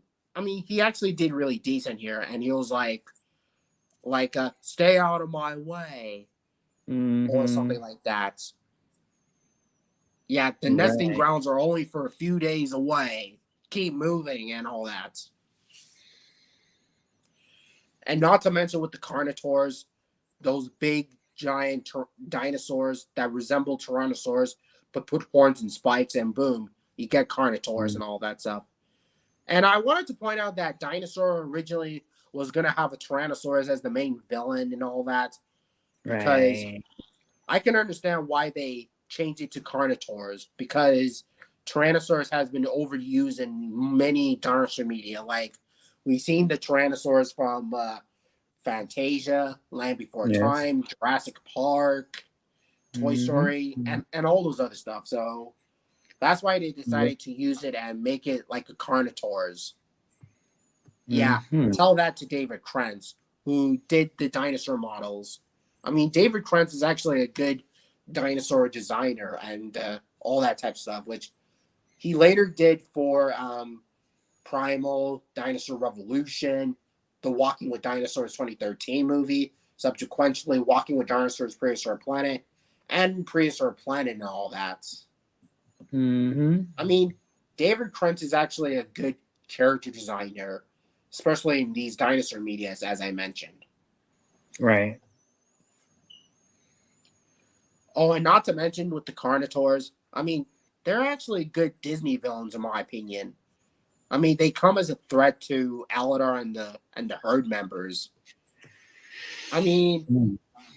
yeah, while the herbivore dinosaurs talk, I mean, it seems like the Carnotaurs and the Raptors who appear in the film, they don't actually talk, and sure they have personalities in themselves, but I mean, wouldn't that be terrifying if the Carnotaurs and the Raptors talk and have their creepy voices and all that stuff? Like, I would say that it kind of would deprive them of their impact as villains. that's like having the Sharptooth from Land Before Time talk, because Sharptooth was the main villain in that movie where he killed off Littlefoot's mom. And I mean, Yeah. Sharptooth is actually an intimidating dino villain in my opinion. Mm. I mean, he's just a Tyrannosaurus looking for food and all that stuff. And I get that it's nature, but both the Carnotaur and Sharptooth appear to be animalistic. and hunting for characters that get in their way and all that stuff, and that's what makes them terrifying dino villains, in my opinion. And say what you will about the Velociraptors from Jurassic Park, but they do serve as villains as well. Like the way that they unlock doors and then kill Muldoon and all that stuff, and try to kill our main characters. I mean, Yes. oh, and yeah, I decided to watch Lion King for its 30th anniversary, which, granted, happy 30th anniversary to Lion King. Oh, absolutely. Yeah. And I Anyways, decided to watch that classic thanks, Disney man. movie. Huh? I was talking to Rogue Agent Killer Rodon, so thanks, man. I definitely appreciate your support. Anyways, LBT, proceed. Yeah. Like I was saying, like I do agree with most people by saying that Scar is one of the best Disney villains. Like Oh, the yeah. fact that he had plans to kill Mufasa and take over as king was beyond terrifying, and yeah, I mean, Scar is some kind of a brute, menacing, and somewhat intimidating of a Disney villain. Not to mention he's actually a killing machine. Oh, yeah. The way that he killed Mufasa and then He's goes got long the live king. stealth. He's got the stealth to match. Yeah, and his song was actually amazing. Like, Be Prepared. Mm-hmm. I mean, Be Prepared is actually a good villain song, especially things happening and all that stuff. Like, yeah, and best of all, he's voiced by Jeremy Irons. I mean, Jeremy Irons is a good actor who somehow plays some random characters in some other movies going on, but the fact that he chose the villain to play Scar, I mean, it was actually really amazing in my opinion. I really wish he would have voiced Scar in 2019's Lion King rather than Chiwetel Ejiofor. Yeah.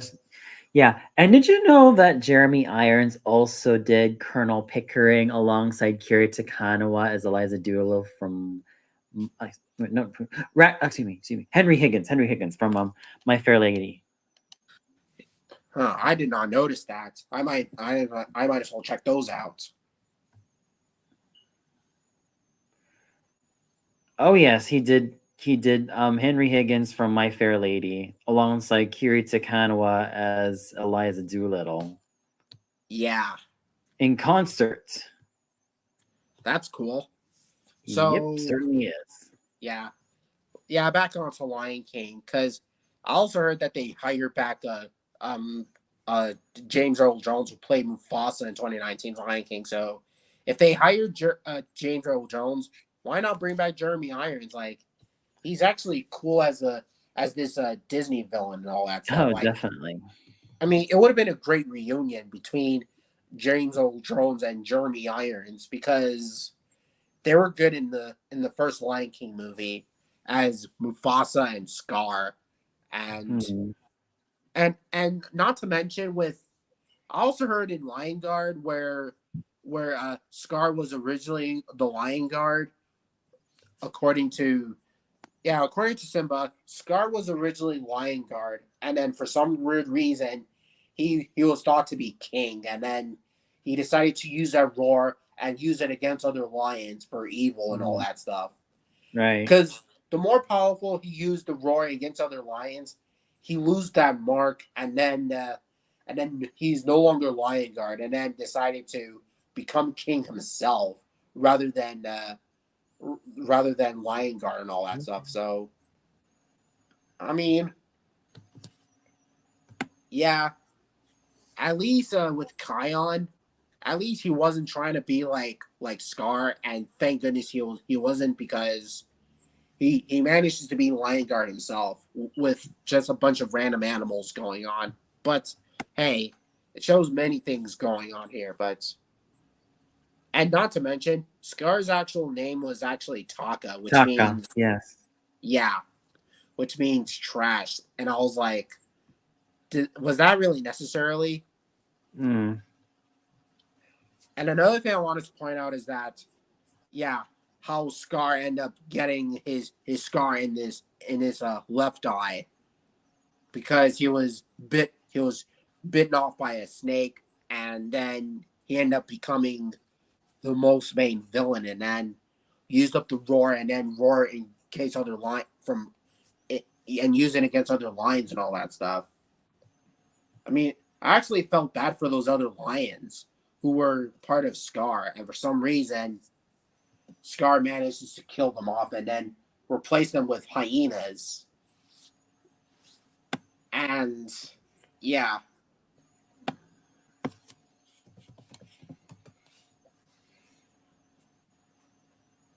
oh yeah,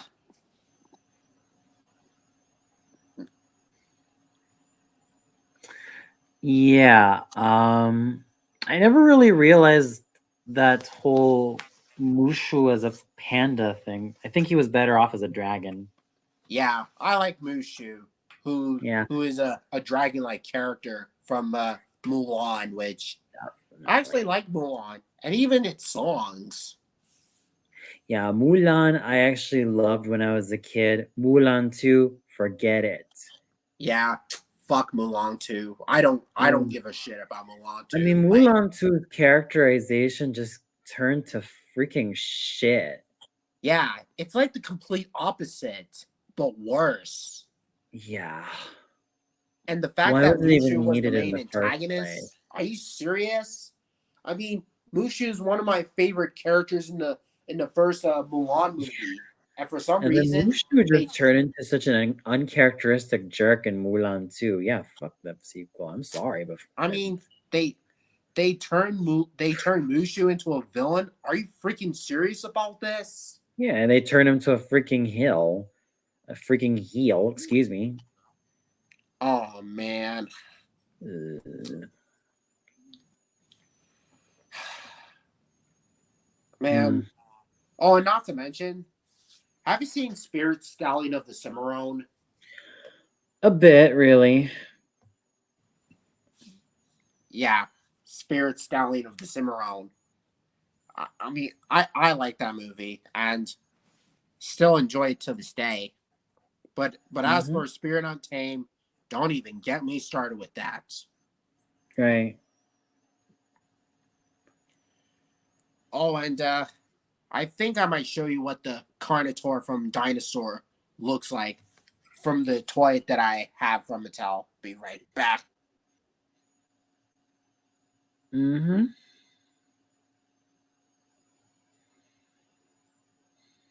Hmm. Been accused of being scared and people blame Mushu for trying to eat Mulan because he's a panda.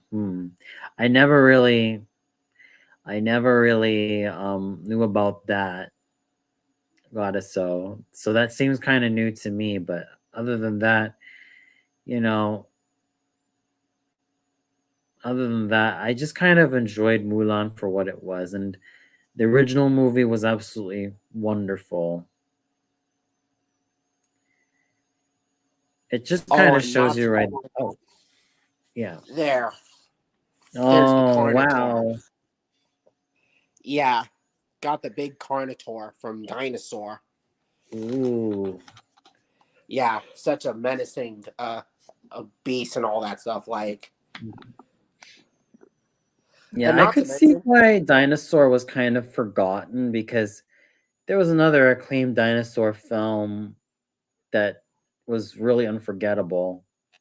Land Before I mean, Time. yeah, that's what I was about to say. Land Before Time.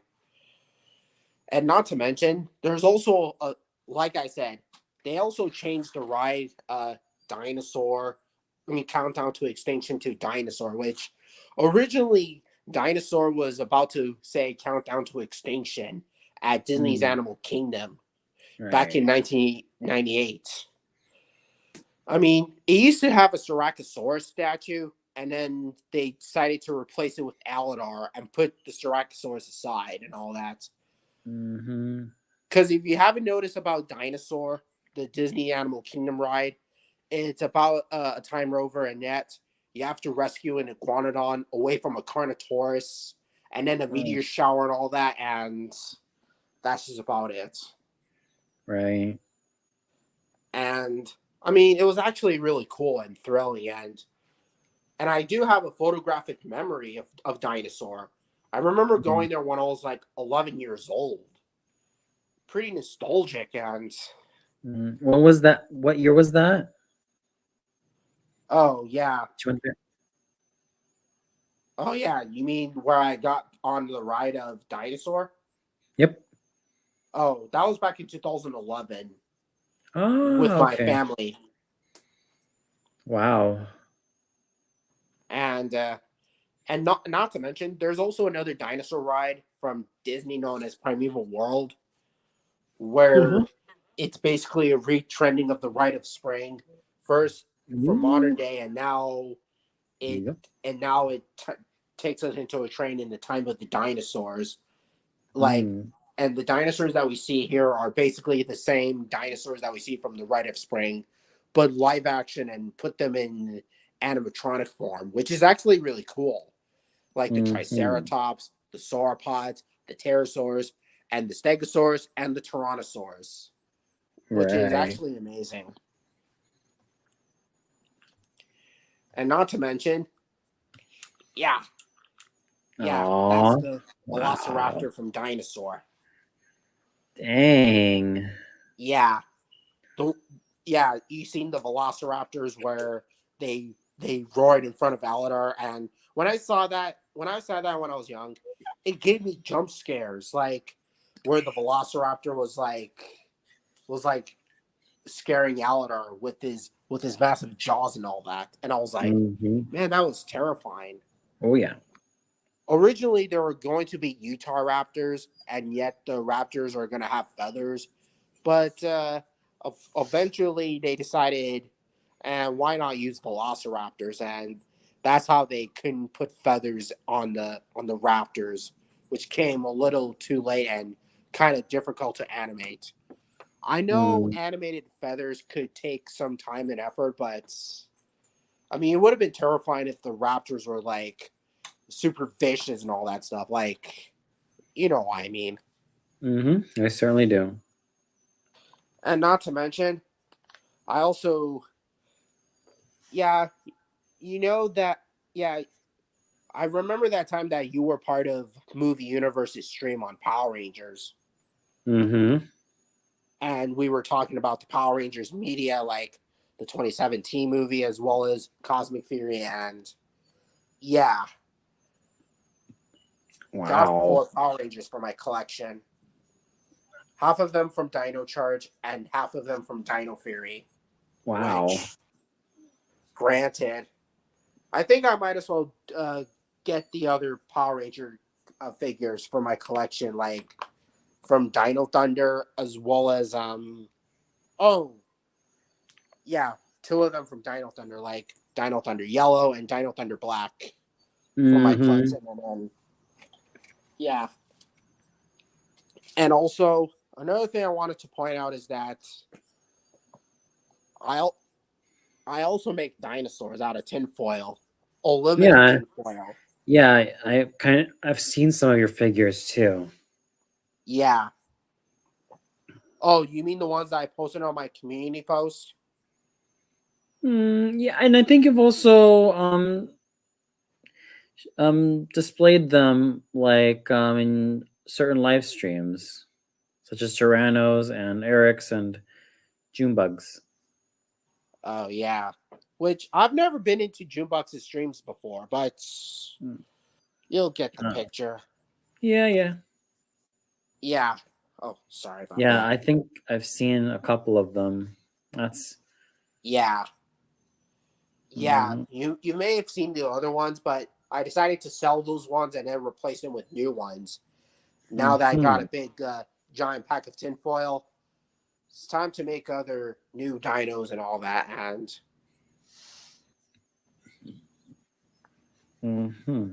I mean, yeah, it was actually really nice, and people of my channel actually liked it. Wow, they actually liked absolutely the stuff that gorgeous, man. Yeah. Huh. Thanks, man.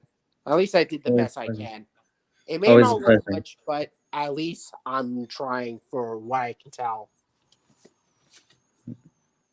Don't just try it. Really do it and do it and do it. Thanks. You'll definitely go somewhere. It really means a lot.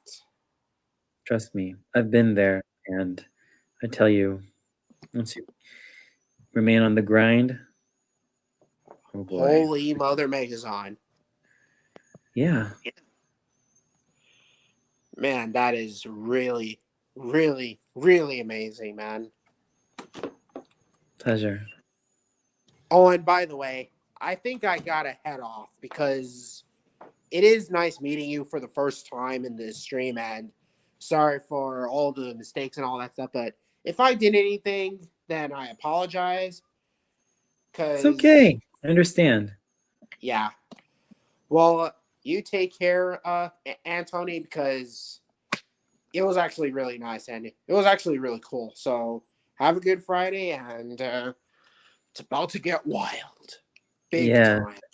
Thanks so So- much for tuning in to my stream. I'm also very thankful to have acquired, well, right now, 2,207 subscribers on my YouTube channel. Oh, that's cool. Yeah, I mean, obviously the title of the stream is 2,206 YouTube subscriber stream, but now it's increased to one more subscriber as of today. Yeah. Sooner or later, I'll get like 200 subscribers in 2,000 subscribers in my channel, my new Right on. channel that I am. So, and I'm back doing music videos. I'm back from the way that I just started. So, have a good one and see you later. Roar! And See you later, everybody, and thanks so much, LBT. Have No a great problem. evening. And